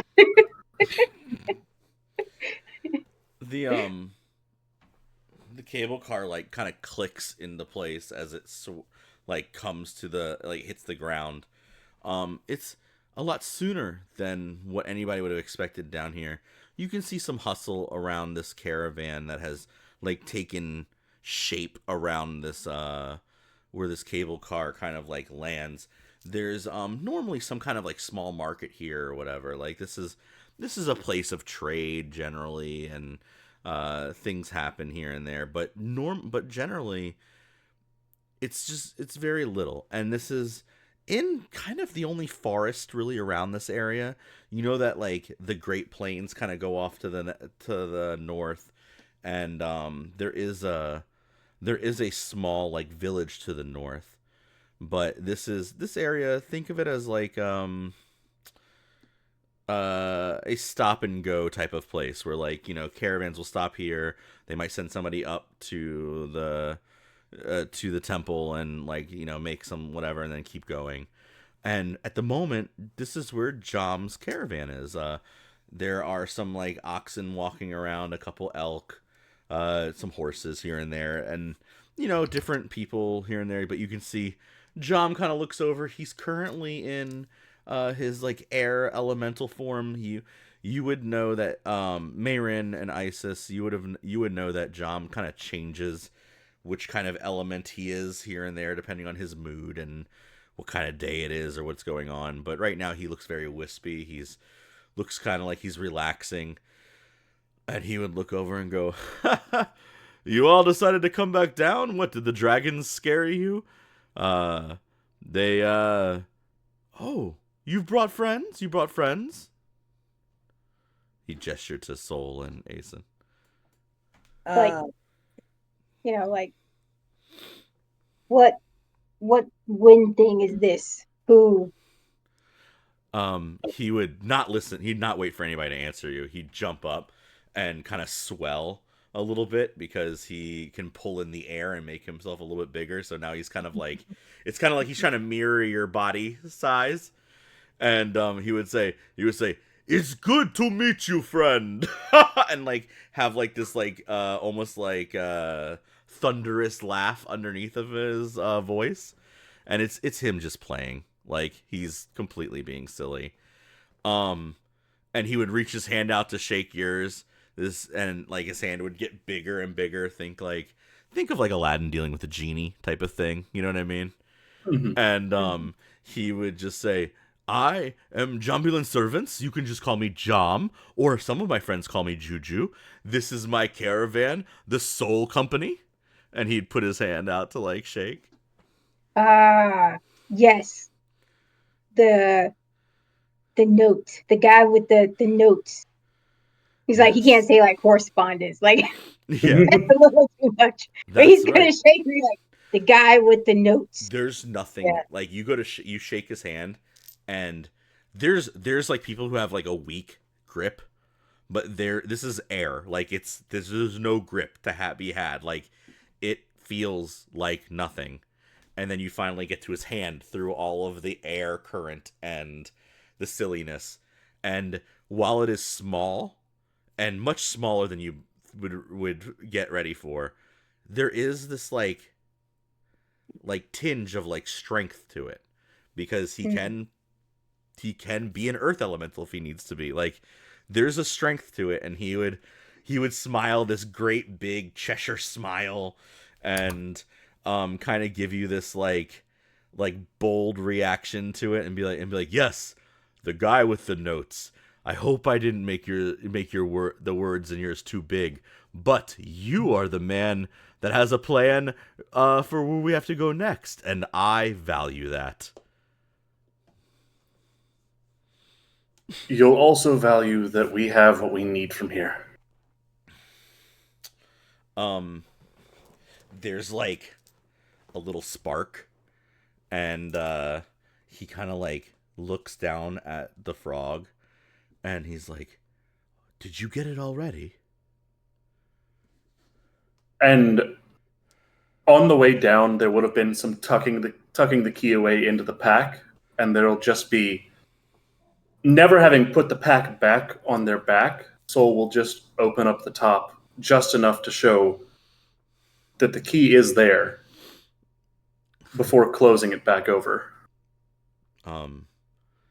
There's like little like as he like mimics fireworks to show you that he's like excited, and other people are like the elves and the other like people helping out around the caravan are just like, yeah, all right, and like they're just kind of going through motions of keeping the caravan like up to date, things moving around. There's a couple like nomadic people stopped for trade here and there. You can see them like trading different little goods and services. But John would turn and kind of look at over at Isis and Mayrin and say, welcome back. I kept your all's rooms kind of nice. He'd look over at Aeson and he'd be like, and you'll need a place to rest, I would assume. There's a nice big 2-story caravan. I think it would have a great bunk for you. It hangs. It's a hammock, and like he's gesturing like maybe you don't know what a hammock is. He doesn't really know. He's like, yeah. Never gave any kind of thought about the domicile that we would have in Underwing.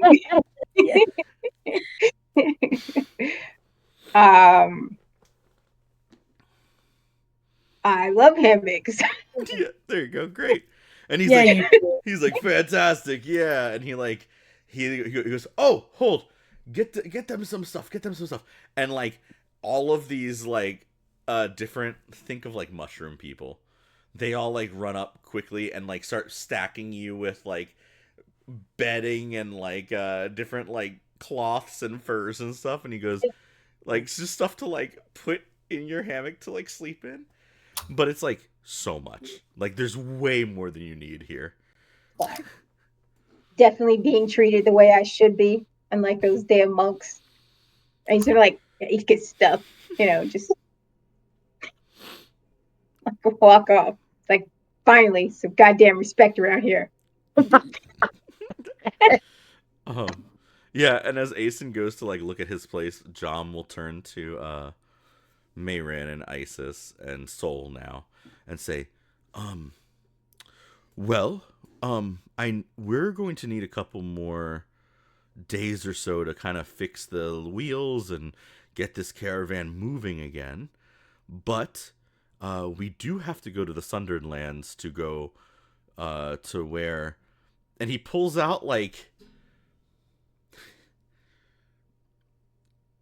this drawing that Aeson has made of where they have to go next, because Aeson has told them that in the Northern Mountains there is a very large door that leads to the dwarven settlements underground, and Aeson has found out that this is where you go to get this very particular ore that is needed.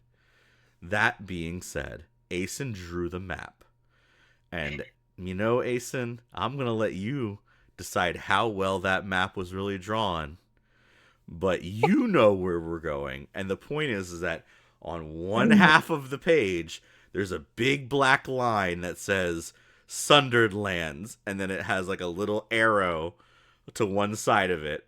And we are all on the other side of that line. Okay. So what do I need to roll to figure out how? Do you want to just roll for it to see how good of a draw? I thought I was totally rolling for it for just the sheer. Oh yeah, that sounds awesome. Oh God. Yes. I feel like this is a knowledge roll. Yeah. Okay. Yeah.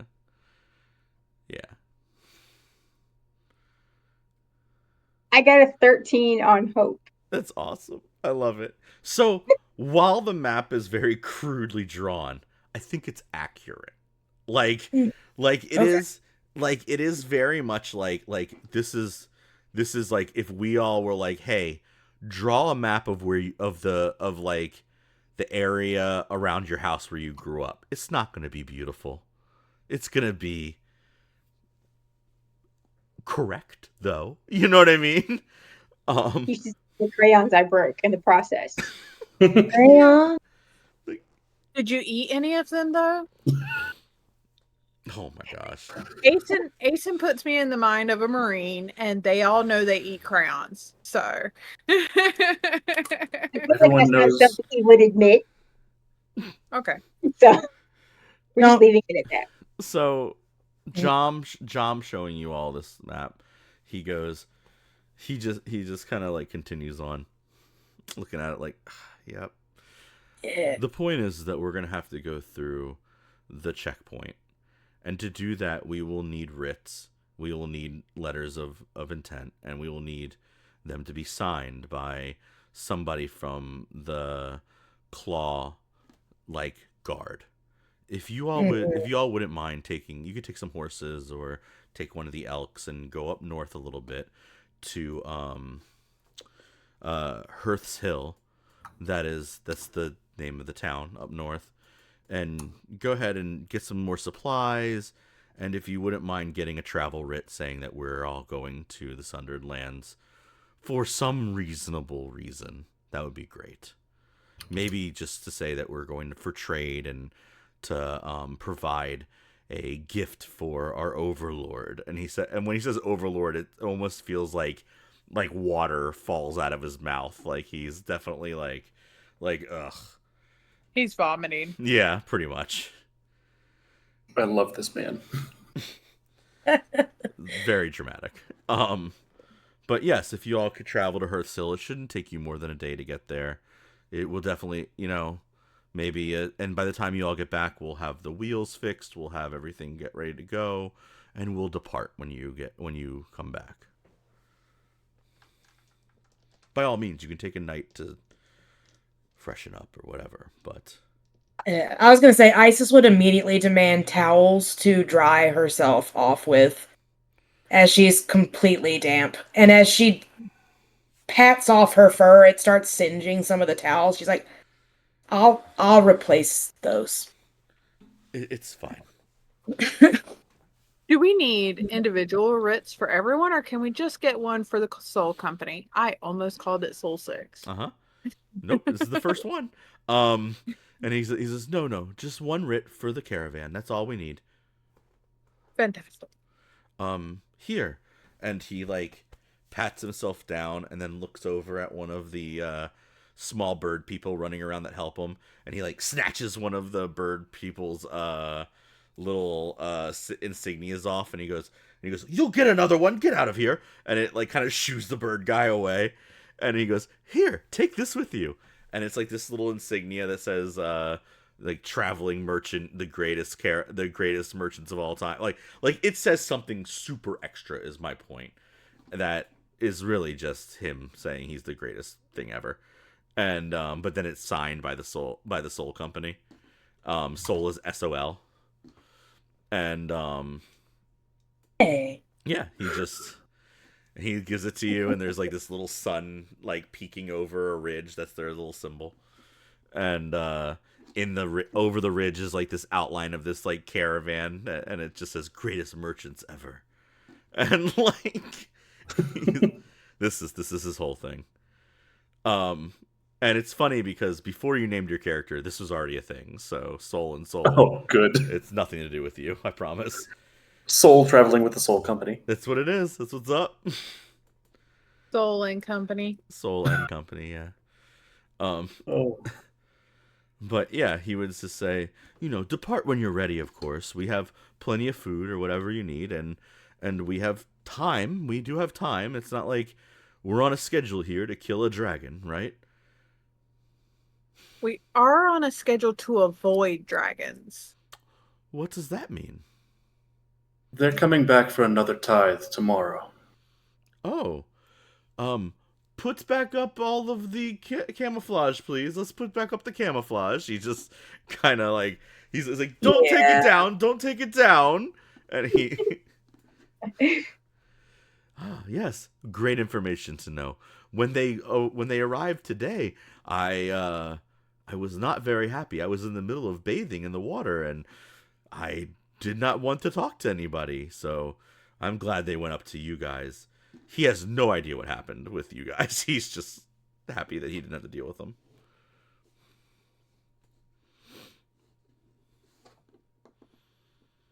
I'll look at him one more and say, one more thing. You don't know anything about what I have. Moonsalt will not be happy, and they will notice that it's gone. You're right. I don't know about anything you have or you. And he kind of like smiles at you, like, "Yep." Glad we're on the same page. Very much. Same page, same book, different author.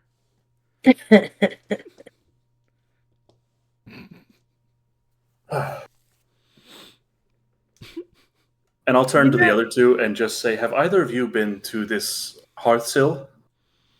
I've never left the temple and this town underneath. Isis and Mayrin, you would have passed by it. I don't think you would have stopped there. Okay.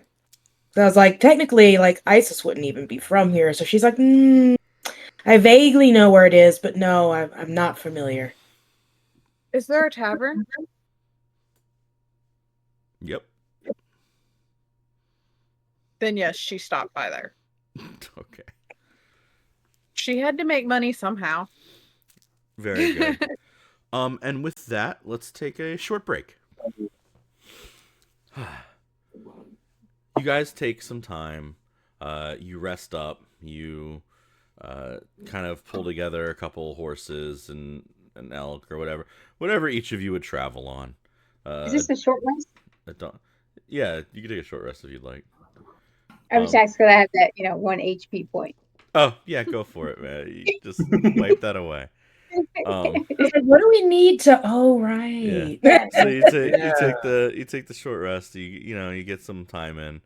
You pull together whatever you're going to travel on: horses, pony, little Sebastian for Soul, and you you kind of you push out north. You understand that like you're gonna make your way through the forest a little bit and come out to the plains. The forest is quiet. It's a pretty easy walk. There's some various creatures around. You can see all the stuff going on, and as you kind of push out from the forest, there's some light cropping of trees and like tall grass, but this is for the most part just the plains that lead into the distance. On the horizon, pretty far away, you can see some like rolling hills. There are while you're as you're traveling, there are these like small beams of light that kind of pierce through the clouds above as it begins to like rain lightly. This is a light like warm rain. Think of like a sun shower. If you didn't know any better, it's a beautiful day out. Like it's not too hot, it's not too humid. This is perfect travel weather, should I say, other than like the light rain for Isis here. But Can I craft her an umbrella out of like a stick and like the leaves flourish out into a parasol? if Isis would like a parasol and you wanna have made it for her, sure. Beautiful. Yes. She would love it. She would cherish it forever. Asen would pull the flower out of his hot pants and put it in her parasol for her.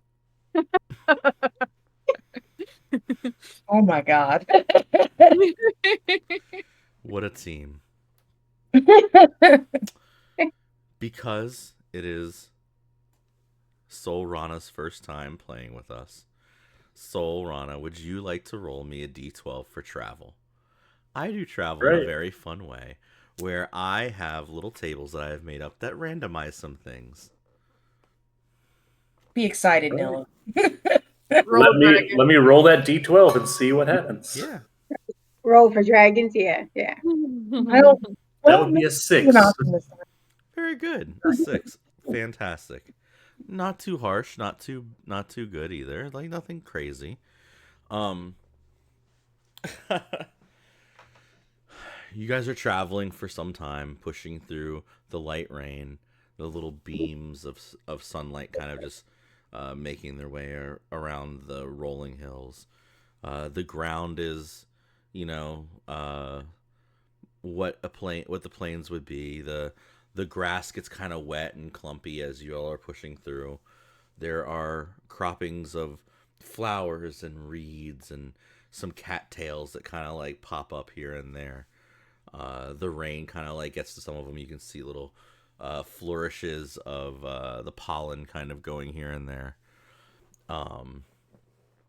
Soul, you're the first one to kind of notice. One of the outcroppings of the ridge, as you guys are passing, there are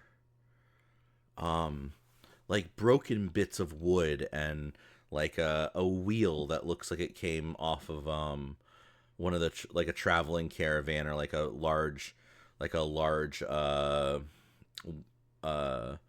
push cart or something like that that's been broken. There are claw marks in the ground, not large ones. These are not like giant dragon marks like you just saw, but like still, animal claw marks. That being said, Soul, I think you'd have to gather attention to it, because other than reading about things, I don't know if you would know anything of what you're looking at. Yeah. You'd be correct there, and Soul will just kind of just puff out the chest and let out a croak to like get everyone's attention, and just be like, and just point to what it is and be like, that I'm not sure what that is, but it looks like a broken something. Do we want to check it out? Pretty sure that falls under mind your own business. Until that business becomes our business somehow by whatever's lying ahead. We should probably be aware of our surroundings. I feel like she would probably want to try to get an idea of what... Because, I mean, it might be something we have to deal with in the next few minutes. I don't know. I think we should be prepared. Isis would want to check it out. And Soul is definitely curious and eyeing it and like, what is this? What are you? What happened here? How investigative are we going here, Isis? So you said it was a broken something. You said claw marks? There's some like claw marks in the ground and against the broken wheels. You can see like one of them is like definitely a wagon wheel that has been like torn. There's some like metal bits here and there. You'd have to get down and really like kind of push through it to see more, because the tall grass kind of swaying over top of it. I feel like the thing that would probably catch her interest first would be the claw marks, so she'd probably try to get a closer look at those to see if she could tell like what they were from. Yeah, give me a knowledge roll.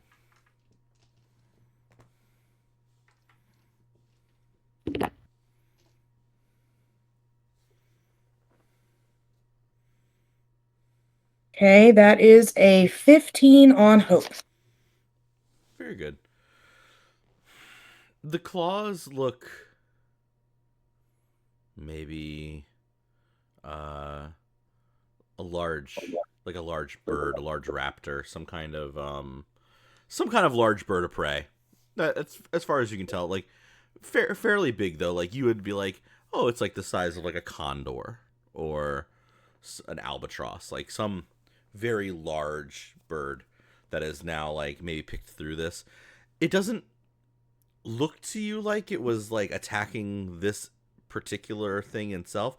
Maybe like a large vulture came by and started picking at stuff, and you're kind of like mulling through and like pushing through some of the stuff, and there's like shreds of clothing and some like there's a sack of flour of grain that has been like torn and left here. So you're like, oh well, whatever happened, they ran off very fast. And then you're kind of looking around. Everybody else kind of starts to see this. you're on the edges of like a logging thing. Like you can see a lot of trees have been brought down and stacked up around here. So you'd get the idea that like, oh, this is probably something that had to do with that. And there's there's two means of roads ahead of you. There's one that kind of like goes down, dips down, and follows along the side of this river, and then one that's up higher on a hill that kind of, they're both going north to where you're going, but it's kind of at this point you kind of pick like, are we gonna go and get a good view of this logging thing? Because you know, if you follow the river, you'll see where these logs are trying to go or get to, or you can just kind of keep on the same path and stay above, like kind of take the high road, if you get what I mean. Yeah. But yeah, you'd get this. You could sense something probably happened. Mm, I feel like, of course, she would turn to the party and express that there was some type of giant bird that might have made their way through here. She's not sure what exactly they were after, but we should at least remain vigilant in case it doesn't, I don't know, come back. If we're stopping for every dead person, every bird claw, every scrape on the ground, we'll be here all day, all year. This happens all the time. People get attacked by giant birds here all the time. Did you not just see a dragon land on a tower? I mean, like dragons, but giant birds too. Eh?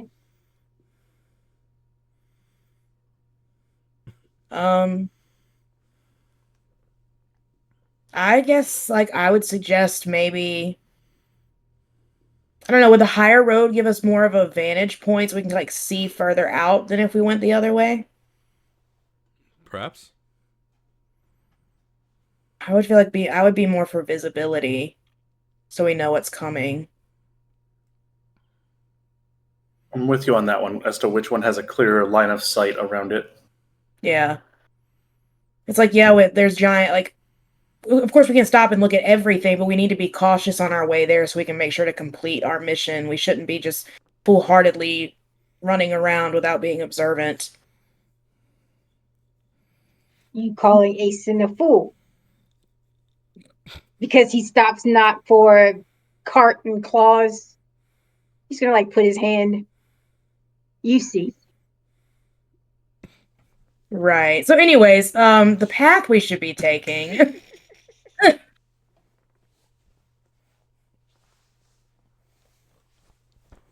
Mayrin? Take the higher one.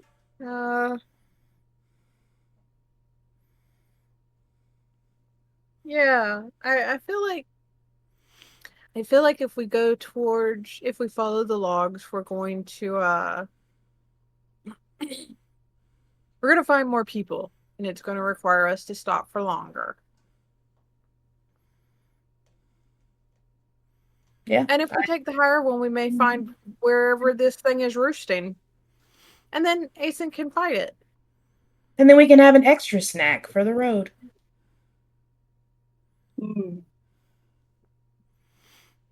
Okay. Now we're So we all agree on the higher road?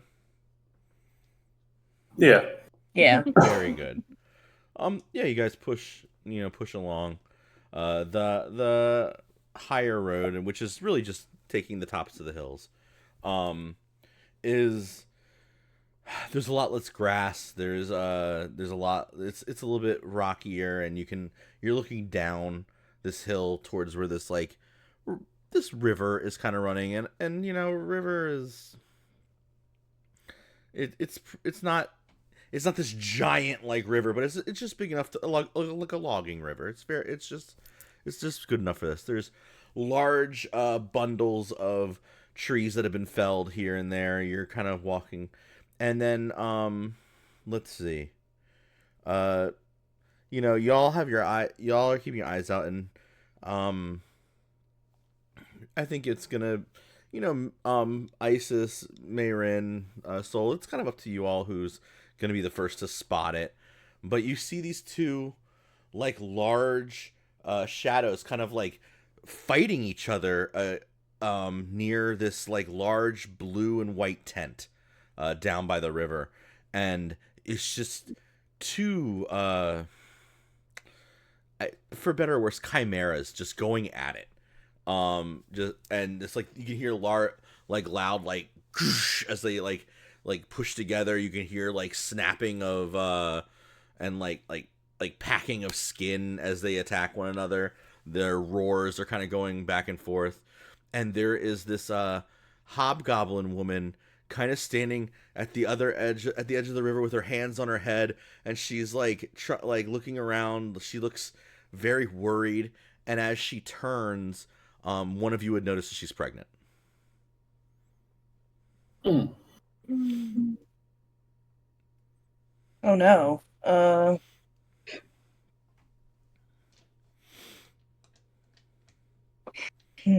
She hasn't spotted you all yet because you're kind of on the high road, or up above, like up kind of higher than her. But you can see she's like, it's like she's like trying to like figure out something or another, like maybe to get to the tent or something. But these two things are fighting in front of the tent, and she just looks like she is like worried, or like she's pacing, but she's also trying not to like take attention off of these two things that are fighting. I think Soul will speak up and say, and point her out at least, and just be like, there's someone in trouble down there. We could help. It feels like it would be the right thing to do here. Especially seeing as we would notice that she's pregnant. It's fairly noticeable.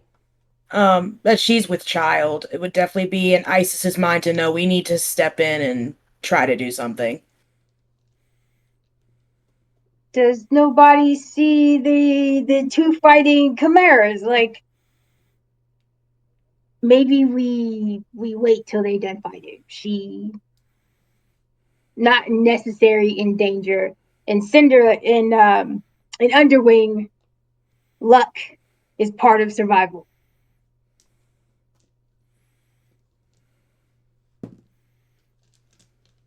I feel like while that may be important to a degree, if we're able to get down there and actually do something, that seems a tad bit more important than luck.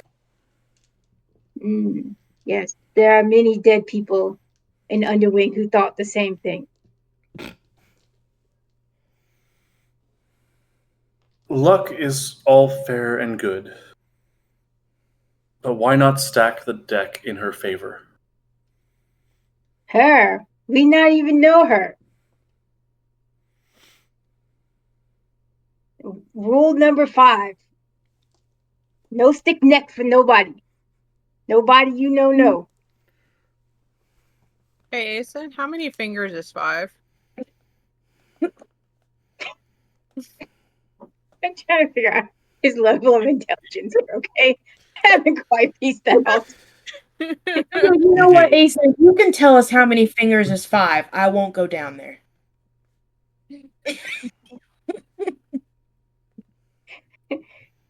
Counting not important for survival.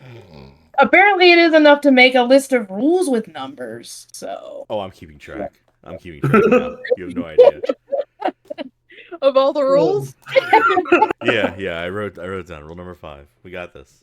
Cool. Because I just need to know he's going to continue to say numbers. Just. Woo. I think we had 5 already. No, we didn't. That's a different 5. That's the left 5. All of them are rule number 5. That's even better. Oh my god. Even better, yes. Rule number 5. Right. All right. I rolled for her perception, so she's at some point going to turn and see you guys.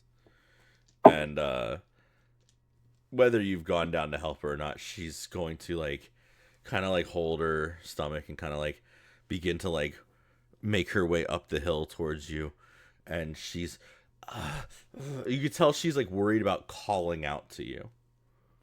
Yeah. So she can walk up, like, they seem pretty distracted though. Like, she's not gonna draw their attention by No, coming up. they're definitely fighting like right in front of her. Right in front of Okay. this camp. Like they're fighting like on top of where the like bonfire would be at night, kind of thing. I feel like Isis would like motion her over and like try to help her find a place to sit. Because obviously, being on her feet for long periods of time isn't great. She'd Um like sway her head. No, ooh, my kid, my person.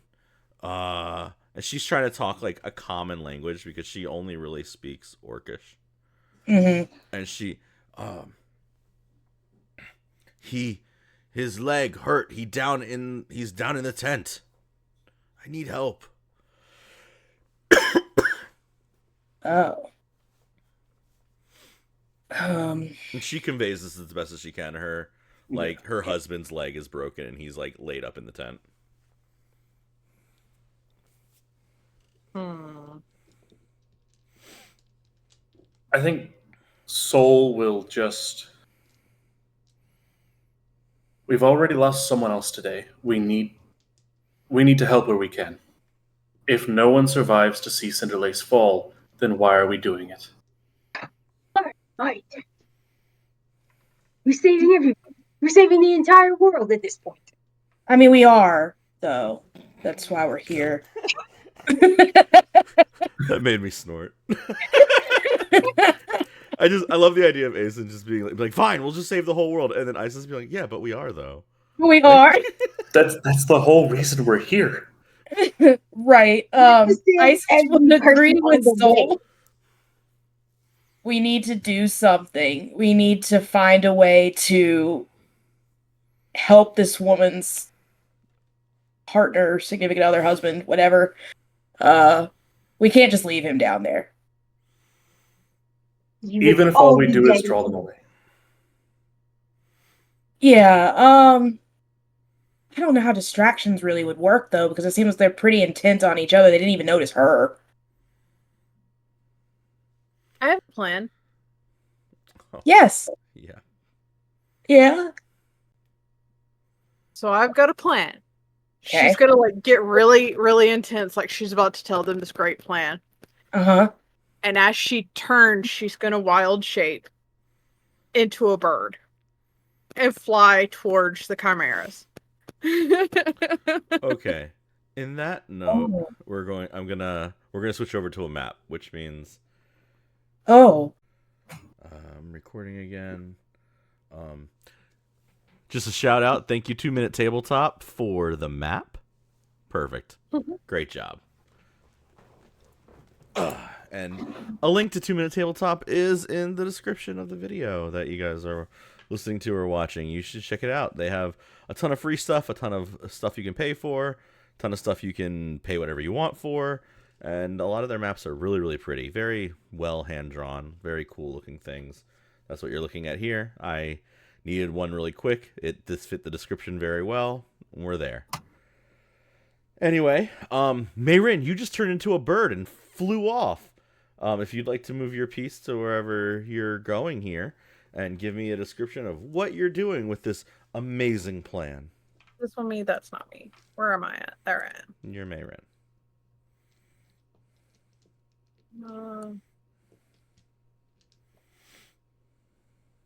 I want to fly to right about here, I guess. Mm-hmm.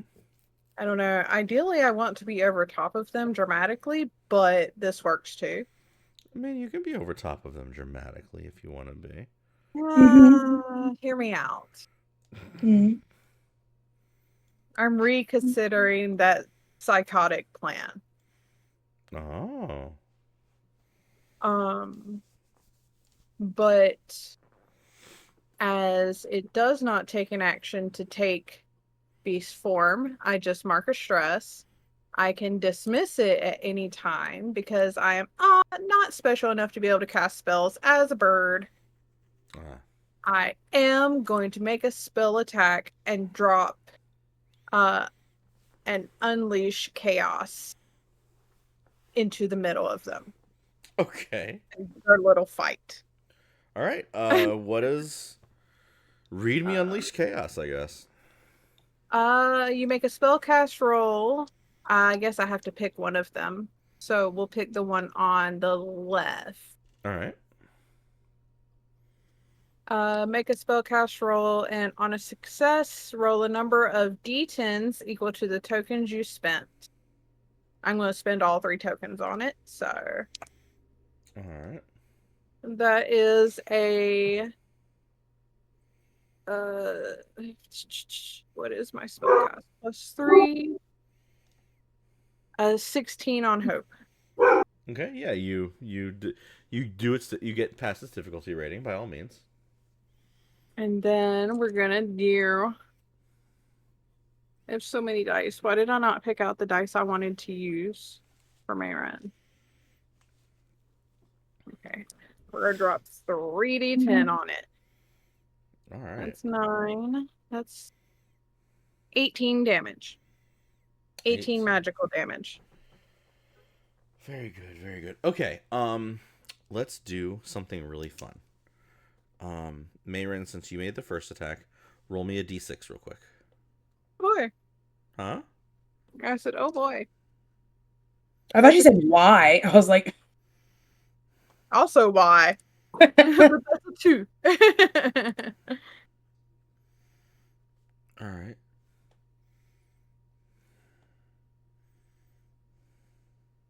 But it looks like this ball of like green wispy tornado air, and there's leaves and sticks and twigs of flowers and just swirling around in this mass that lands on this one. That's awesome. And Isis, you roll me the other d6, please. okay.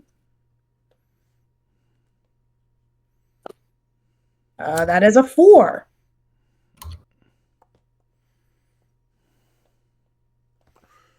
Very good. Okay. Yeah, you like this big ball of elemental energy and leaves, like you said, just slams into this one chimera, and it just and it like shudders a little bit as the other one like pulls backwards from biting it like on its neck, and they both like the one that just got hit kind of like his head like tilts to like look at you as a giant paw just comes flying into its face from the other one. But it does look at you, and I am going to say that I will spend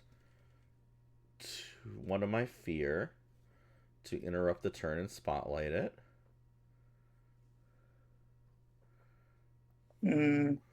And because it is getting worried about everything that's going on, and now there's another attacker. I need everything within close range to make an agility reaction roll, which will be my Manticore or my other Chimera and you, Mayrin.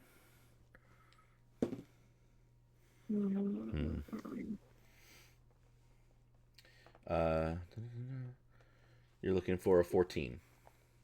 21 on fear. All right, on fear. Very good. Okay.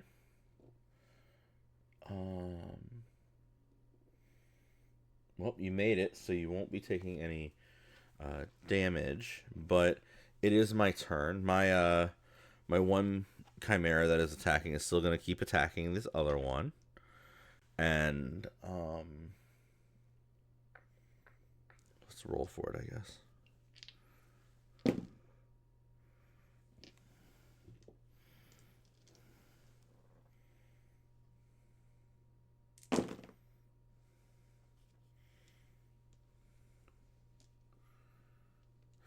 Yeah, that's what I thought.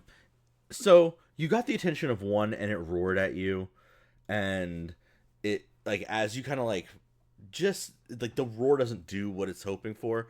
This giant paw comes flying in, slams into it. The other chimera digs down into its neck and like kind of tosses it to the side. There's blood dripping from this chimera's mouth as it kind of like opens in this way that kind of like it's almost like its bottom jaw opens into 3 prongs, and it has like these 2 large barbed tongues, and it kind of like makes this like sound towards you. The other one looks worse for the wear, and it looks like it's pretty badly wounded. It's out for the count, but this one's gonna look up and kind of like pad its way around, kind of standing in front of this thing, and it's gonna take this like it's almost like it's sniffing and sensing something, and then Mayrin, while it's like roaring at you, its head like snaps in place and it's looking at Soul from a distance, like it's almost like it's centered on him. And it will take a tail swipe at Mayrin, but it is going to take off running towards Soul. All right. Tail swipe. Let's see here. Mayrin, I hit you on a 13. Yes. Very good.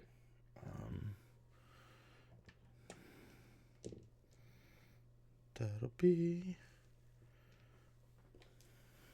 So that's 8, 9, 10, 12, 13. That's 17 physical damage from its tail. Ugh. Yeah, I rolled pretty high actually on that one. And it will just get to the edge of this water, and you can see it jump and just land right here. As it lands, it kind of skids to the side. The hobgoblin lady is gonna like take cover behind some of the sticks and stuff, and you can see she's kind of like making a circle around to try and maybe go run and help her husband over here. But this thing takes this leap and like lands on the other side, and it is very much fixated not just on Soul but on his bag. All right. But Okay. that makes it your all's go. The way we're gonna do these combats is because I want this to be cinematic. I want it to be I want y'all to like really get into this, because if one of you roll on fear, it stops being your guys' turn and turns to mine. But what we are going to do is let you all decide what you're going to do, roll, and then decide what order you put those rolls in. So Okay. if there's more than one roll on fear, you have to decide who's going to get to do your thing. But if somebody rolls on fear, you like, if like, say Soul is like, look, no matter what, I'm just going to like attack it with my tongue. He can go ahead and roll that. But if he rolls on fear, you can say, I'll go last. Who else needs to go now? And kind of give me the overall turn as it goes. But that being said, remember, if more than one of you roll on fear, only one of you are going to get to go. Right. And if I decide to spend one of my tokens in the middle of like you all going, I will interrupt still. This will not happen as often because I haven't stacked up a ton of fear yet, to say the least. But that is a thing that can happen. That's how turns are going to go.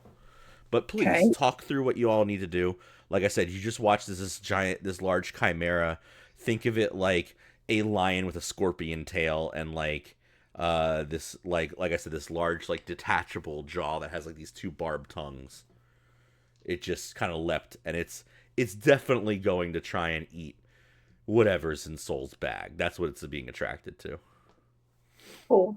Can I make this is kind of in the discussion, but can I use my attack of opportunity, because I feel like I would have seen it coming a little bit, and then it says like make an agility reaction roll.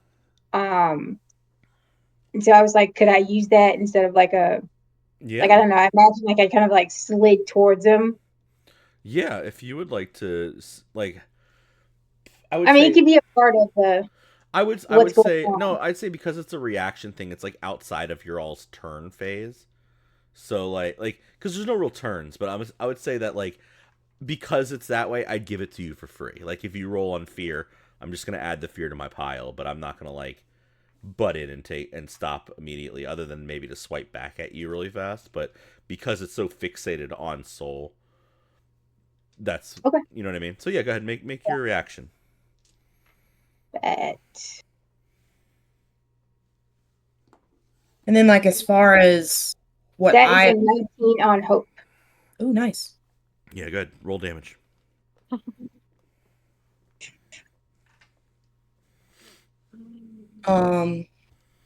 That is 18 damage. Damn. Very good. All right. So yeah, and what that does is, nope, never mind. Because I did primary weapon damage. So let me kind of puts me here, because the other thing was like I could keep it from moving or deal damage, or move with them. So are But you yeah, you're just choose doing one. the damage? You're not keeping it from moving? Well, it says I can only choose one. Choose one on a successful roll or two on a critical success. And so since I did the damage, in hindsight, I probably should have just stopped him from moving, but All right. So what are you all doing on your your turn? And Mayrin, you're part of this as well. I know. Is it? It's pretty clear that this thing has locked onto me. Yeah. Right? Yeah. Okay. I think my plan is going to be to try and guide it away from the tent and the pregnant woman Mm-hmm. to just give an opening. Yeah. And Yeah. you'll, I was gonna say, like, to tie on to that, like, if you didn't want to physically do it yourself, like, I was thinking, since I have minor illusion, I didn't know if I could cast something that would look like you. I think doing it myself is perfectly fine here because Okay. that'll be. I think yeah, that's you just how can Soul's actually run reacting in the behind moment. me, right? So I Yeah. mean, like if while I'm hitting, if you run behind me, it kind of puts a Yeah. little bit of That's. distance. I think that's what I'd like to do is just. You guys will see what you thought was cooking equipment in the that's attached to the backpack come off, and it's a pot lid and a broken piece of cast iron.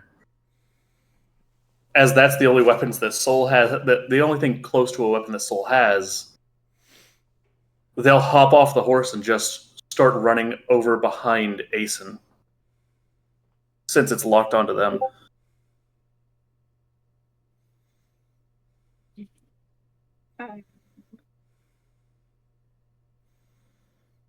Hmm.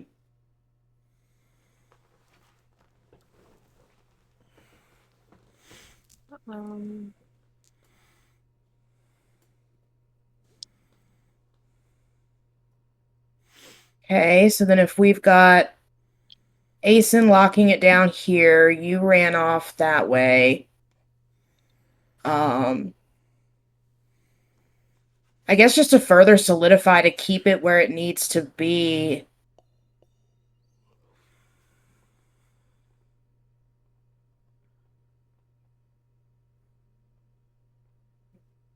I guess I would attempt to leap in and like use my retracting claws ability to like scratch at it to make it vulnerable. If we could do that. Yeah. Great. Do you need to roll a hit for that? Yeah, it's an agility roll. Do we want to do? Because what about like the combined attack thing? Oh, the tag team attacks. Mm-hmm. We could do that.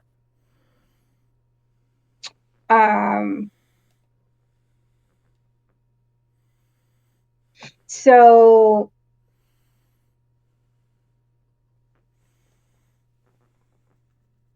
I'm trying to figure out like how what that would actually look like.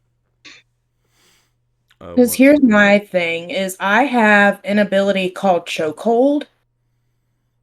Ooh. Or I would say, like, since it's so focused on Soul, I could get behind it and then pin it down. I have to mark a stress to do it, but I would pin it down to make it vulnerable, which I do damage with that too. And while it is vulnerable, it says every attack roll against them adds 2d6 damage to it. Nice. So did you want to maybe try that? Like I Yeah. could like pin it down. We could, and then you could add the two. Does that mean she adds it too? Like everybody gets the 2d6? Is that how it's worded? It says every attack roll against them while they're vulnerable from your chokehold adds 2d6 to the damage roll. Every attack. Every attack. Oh. Nice. So would that work? Do you want to try that? Yeah. And I'll spin the hope, and then I'll compliment you, so I get my 3 hope back. Oh, thank you. Oh, please tell me the compliment. Yeah, please do. I want to react to it. Is it Soldier's Bond? What'd you say? Is it Soldier's Bond? It is Soldier's Bond. Both of you get the hope. Oh, both of us do? Mhm. Yep. How many hope You do we both get? take 3 hope. Yep, you both get the hope. Oh, nice. Right? See, I thought I get it back. Look at that. Right? Okay. And then, okay, Ace would be like, nice hold, Fluffy. You would see her fire aura burn just a little bit brighter to get a little bit bigger. She was like she would almost blush. Oh man. All right. So so I do the chokehold. I marked my stress. He is vulnerable now. Awesome. All right. So whenever you attack, add 2d6 to whatever it is that you're trying to do. Bet. All right. Okay. So we're going to attack. And as I pin him down, he would take 10 damage from me. So that is a 19 on hope.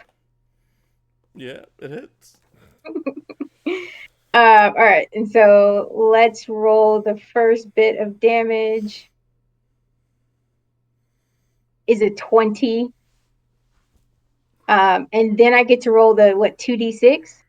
Yeah. Oh. Mhm. Wow. Right? Yeah. Yeah. So plus that, like that. Roll.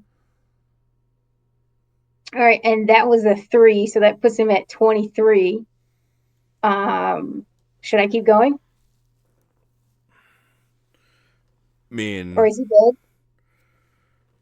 If you want to keep going, I was like, I could spend another 3 hope and we do another combo attack and I just sink my cinder claws into him. I have I've got 2 in Call of the Slayer, so I can deal another 2d6. Oh.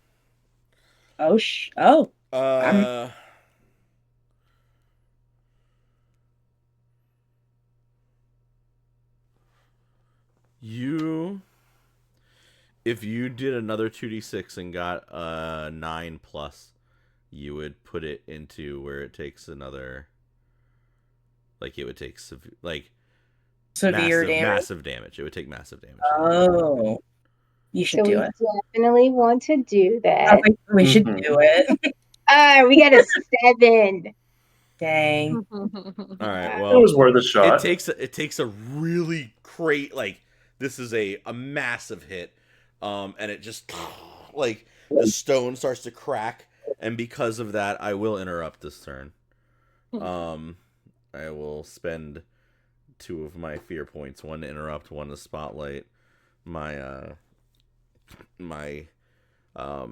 chimera here, and it is gonna like take this huge swing with its whole body and its like face and everything, this roar, and it's gonna try and like push past Asen and then have its tail just slam into the frog as best as possible. Asen, I do need an agility reaction roll from you. Looking for, again, a 14.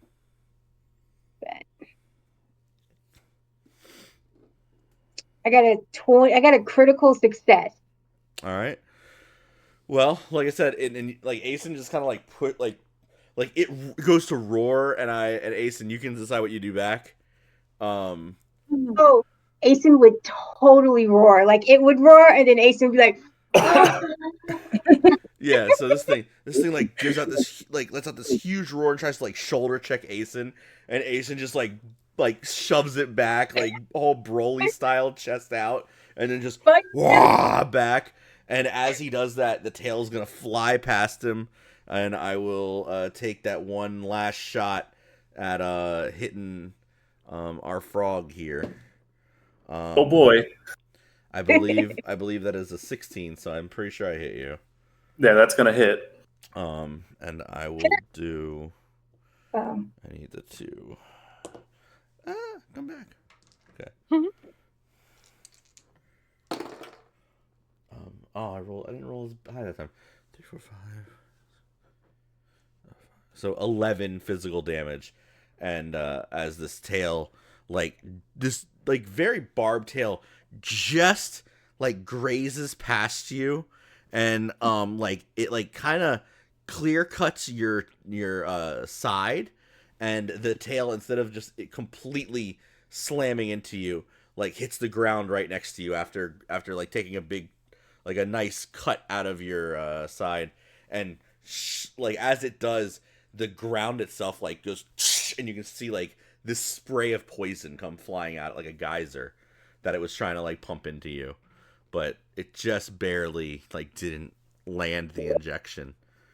All right.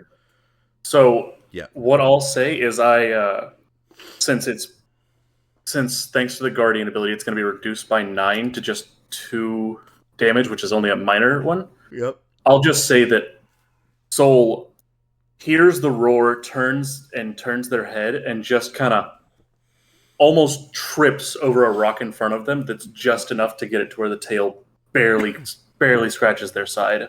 Very nice.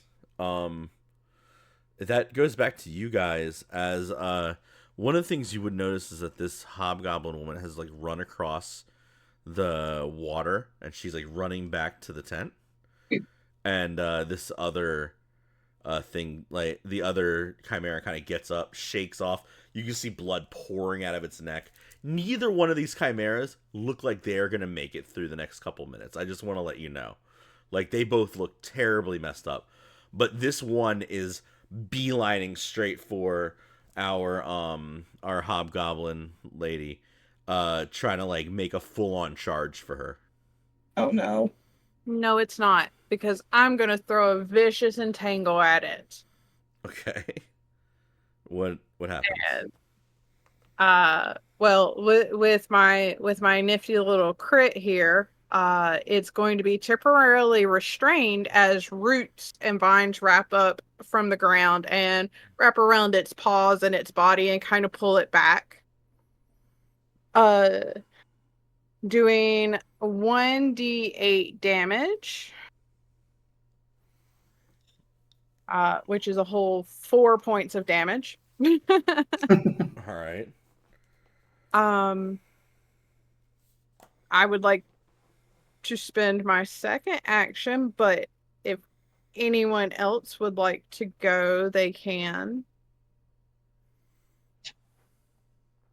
I think after tripping and getting nicked by that by the other chimera, Soul is going to try and come up beside Asen, and just basically rush this thing and try and do a full-on hop up and slam with the cast iron rod. It's just hey, that's not nice. We don't do that. You're trying to deter a dog from jumping on somebody. Nice, yeah. No deterrence, all the jumps. All right. Anyone else want to go? Because I passed on hope for the next one, so.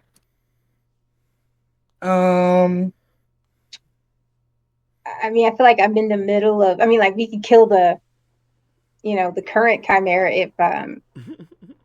if Soul doesn't. Mine's a 23 on hope to hit. Yeah. Yeah, I kind of want to see what Soul does. If they kill this one, then we can head to the other one, maybe, if we need to. I feel like Soul's about to pop off, though. I'm going to go ahead and roll my damage here, because that's 2d8 plus 4 plus 3 more from Body Basher. Good God. I think even if you roll all ones on those, you're going to kill it, so. Oh, that's a 6 and a 4, so that's 10 plus 4 plus 3, so 17. Yeah, yeah. Um, so like you said, you jump up and you slam down on this thing with this giant pipe that you have, this piece of banister, like we were saying, and it just as you hear the and like you can feel like the shaking through your hands because you've never actually like this is probably like one of your first big fights for real, Yeah. and as it like slams into the armor, the natural armor of this chimera through the underneath the fur, you just kind of press further down into it, almost in like this Looney Tunes moment of I can stand on the air if I have to for a moment, and like you press down into it, and it's you feel the crunch from where it just tried to shoulder check Asen, and it just and you watch as its shoulder just crumbles under the weight of everything and the pressure, and this chimera just kind of slowly like makes its way down to the ground and just collapses in front of you guys. This may be a good party after all. And he's gonna look over at the frog. He's gonna be like, first kill. And there is a just wide-eyed look of and then just a nod of yes back to. Hey, he's gonna like put his hand in like the chimera's blood, like smear it across his whole face, and be like, "Good job, you know. Now you are a warrior. Now you have Um, tasted your first blood." this this hobgoblin is like standing behind Mayrin. Or Mayrin, you're not a bird anymore, right? You're Mayrin now. No, Yeah, I I thought had so. to turn back into Mayrin to cast a spell. I thought so. She's behind you, and she's just like, "Yes, get it, get it, get it out of here!" Like, and she's feeling more okay now that like there's other people here. Like you can see, she's like ah, and she's like push like scraping and pawing, but like she's not going past you in any way, shape, or form. Um, Check. I'm gonna mark the stress to replenish her unleash chaos and just send another ball of tornado mess at this thing. Nice. And that's 19 damage that time. Oof. Do I have to roll anything? No. Okay, yeah, 19 damage. Yeah, you definitely get it. Um, this mess of energy and like tornadoes, like you said, like this, like all the twists and all the turns, and it just kind of starts pulling this thing apart. Some of the stone falls off of it. It's like natural, like pieces of fur, like kind of rip off. Its tail crumbles and like snaps, and it just looks over at you and like begins to let out that roar again. And before it can, it just and collapses in on itself. Um, great work. You guys kind of annihilated those two things. Yeah. Whew, a lot more damage than I assumed. Switching back off the map, we are back. Anyways, Asen had a new appreciation for Isis over there. He's gonna be like, okay. I had an idea, but I'm glad we got to see the mechanics of the game, and that's kind of how it's gonna go. But good job. yeah. Phew. I was not expecting to roll a 23 there. No, beautiful moment. Yeah. This this female, the wife of the couple, she runs inside the tent immediately, like flinging open the tent and goes to her kin.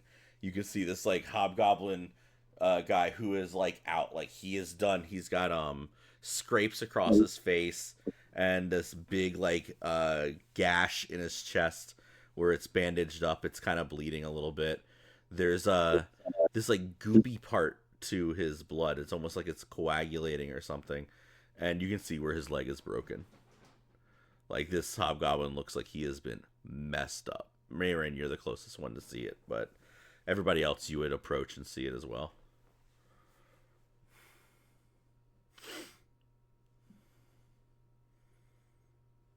Shall I build a pyre?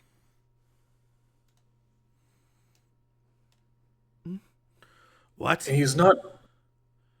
Go ahead, Soul. He's not dead. He's just hurt. Yes, And yes, that's what they all say. So, fire? No. No. Are you far? Do you live far from here? Do we need to help you all get back? I I can't move the cart myself.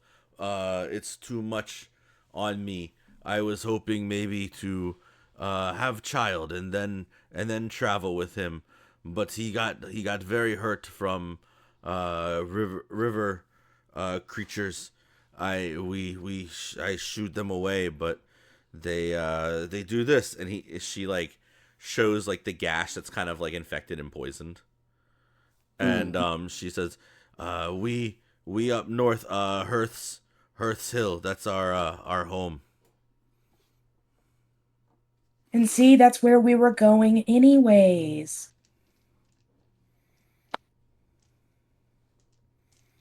Still fire. I guess she would look to the party and be like, if that's where we're already going, do we want to help them make sure they get there safely in our care in our She gestures to your all's horses, and then points to her. They have a big wagon cart. Like the two horses have to like it's only got two wheels, so it's like enough to like. It's mostly just for like their logs and stuff. She says, "We used to have two. One very very broken on the way here." I believe we saw that one. We call that dead. Yeah. Cart's not living to start with. Well, Eh. She kind of like blinks, but she says, "Need help, lifting him," and she kind of like leans down, and goes, and she like kind of strokes his face a little bit and goes, and tap and like kind of like wakes him up and says, Ron, wake up." Oh. goes Ron, wake up. Yeah, just wake up. God. That is the big question. Do we need to build the pyre? Yeah, he like kind of coughs a little bit, like he's breathing, but he's not like his eyes flutter a little bit, but he's not he's not gonna stand on his own. Okay. They need to move their cart. And we need to, I guess maybe we could put him in ours. You don't have a cart, you have animals. We would have to load him in the back of the cart and hook That's up the what- horses. Yeah. Yeah. That's So if you guys put two of the horses up against the cart, it can pull the cart. You can put a couple of you in the cart alongside of him, and maybe her. There's clearly the pony I've been riding on can't pull this cart, so I'll offer to help get him into the cart. Yeah. If you wanted to do that, then Isis would find a way to. Obviously, I feel like her horse was probably the biggest, anyways, to support her. So she would move that one and whoever, which other. Soul. Why don't you roll me a strength check real quick? I'm actually kind of good at those. Yeah. Just in case, can I use a hope to get Sticky Fingers to just try and keep my grip on him? Yeah. Yeah. Yeah, I love it. Let's go.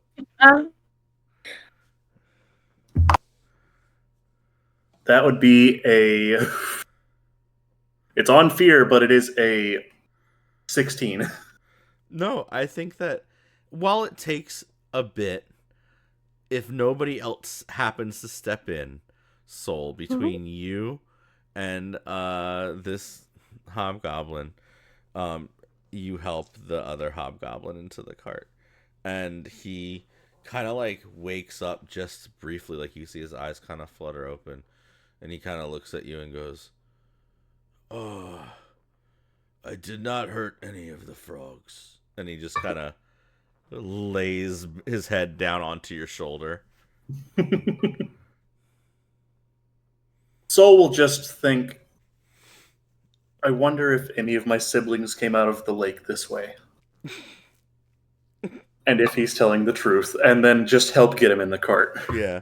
No, and like you're getting him into the cart or whatever, and she kind of gets up and sits next to him, and he kind of like he's like in and out of like consciousness, and during this time when everybody's like hooking everything up and getting the horses like arranged just right, he kind of like touches her face for a moment, and he goes, and he's just, oh, Tam Tam, I really thought you were a frog.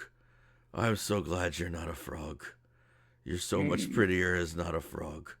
And he nuzzles her cheek a bit. Oh, this man is barely aware of reality at the moment. And but their names are Ron and Tam Tam. Yeah. Can like Asen put a few pieces of like wood in the back of the that way we don't have to collect it later when we make a fire. He's just gonna like Yep. put a few pieces back there, just No problem. better to have it now. Is Ron poisoned? Yes. I know he had the gash. Is he poisoned by the chimeras? He's poisoned by something along those lines. It's not the chimera, especially. Like, there were little water creatures that were messing with them while he was doing what, and they're the ones who made the gash. Think like a stingray type of thing. Okay. It's not a poison that's gonna kill you unless it's there, unless it's left to fester and get the wound get infected. It's a poison that like kind of puts you down for a while though, and that's why he's like kind of hallucinating, kind of like going through it. But it's a common poison. Like it's a very easy one to heal. Is there like some plants or something that most people would know that they could like eat to counteract the poison or slow it down? I would say that this is like a very light knowledge roll if you would like to try and like remember and like look around and find it. It's kind of the same roll, you know what I mean?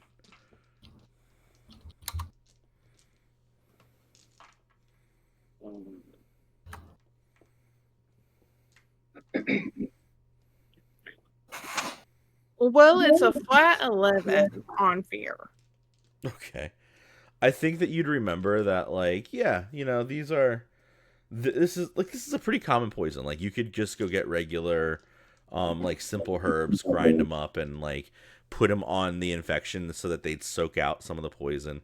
But if you left him to his own devices, as long as you kept it from being infected, like a simple, like very simple light healing, like soothsaying, even like just cleaning the wound will make it so that this is not a problem in the long run.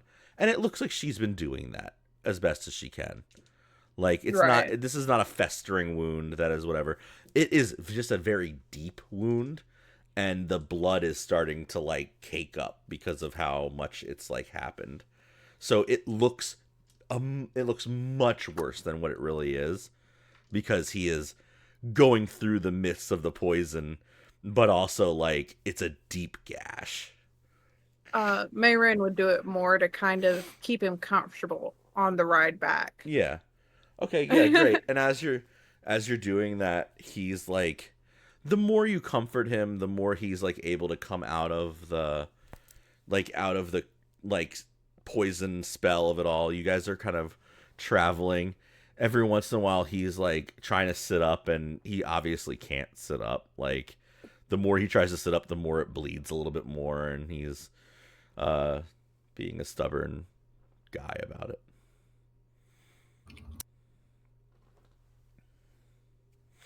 Who's who's who's currently directing the cart? I feel like I would probably have hopped up there since I attached all the horses and everything, so. All right, cool.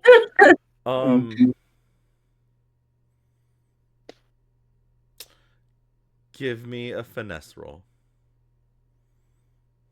Okay.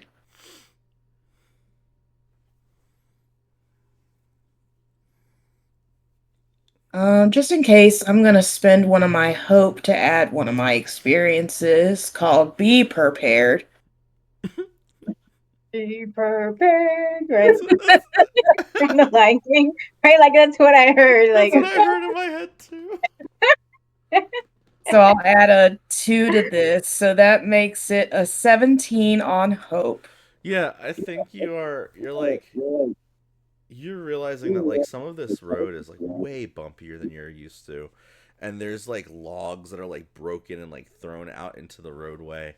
And you're slowly just like weaving around, like trying to keep the horses. Luckily, these horses like listen to you because they've been traveling with you already. And so you're like, yo, like go the right way, like turning them this way. And you're trying your best not to have them go over bumps, not to like completely like maybe jack up this wheel. You just saw a wheel that was broken.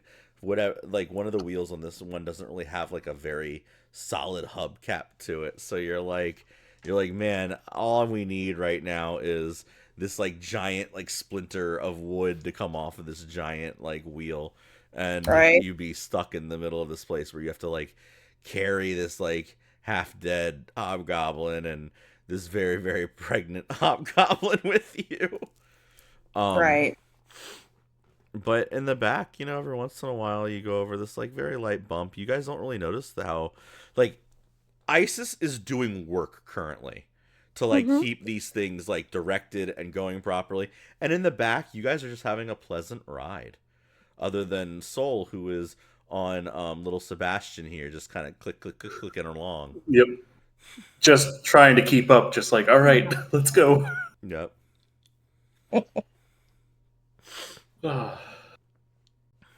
Tiny horse for a tiny frog. Yeah. Cute. But this all goes pretty well. You can see Hearth Hill on the horizon line. It's very close. You know that you're gonna make it there before dark. And she Tam Tam begins to like thank all of you. She's like, I have a house. If you don't want to stay at the inn, a lot of you would have to sleep on the floor, but it is a small domicile that is large enough to hold everybody if they want to sleep there. But she intends to like take her husband directly there and like lay him down and like make sure he gets good enough like rest. And he's kind of propped at this point. His arm is like sitting there, and he's like, dear, you did such a good job taking care of me already. I will be okay. I really just want to make sure you and our little I are okay. And he like pats her stomach.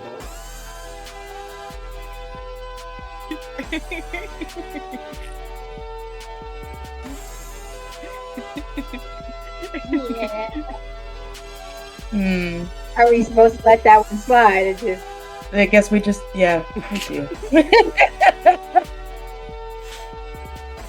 Up ahead is the checkpoint for Hearth Hill, and I think that this is where the end of episode 1 can come to a close. Y'all did a great job. Yay! Yay! Okay. Yep. We didn't die. We didn't die. Thank you all for joining us for episode 1 of Felling a Tyrant, and I am super glad that we're back. I love that we have a new player with us. Soul, thank you for joining us. And thank you for having me. Being part of this. I love you all. Have a great one. See y'all for episode 2. Bye.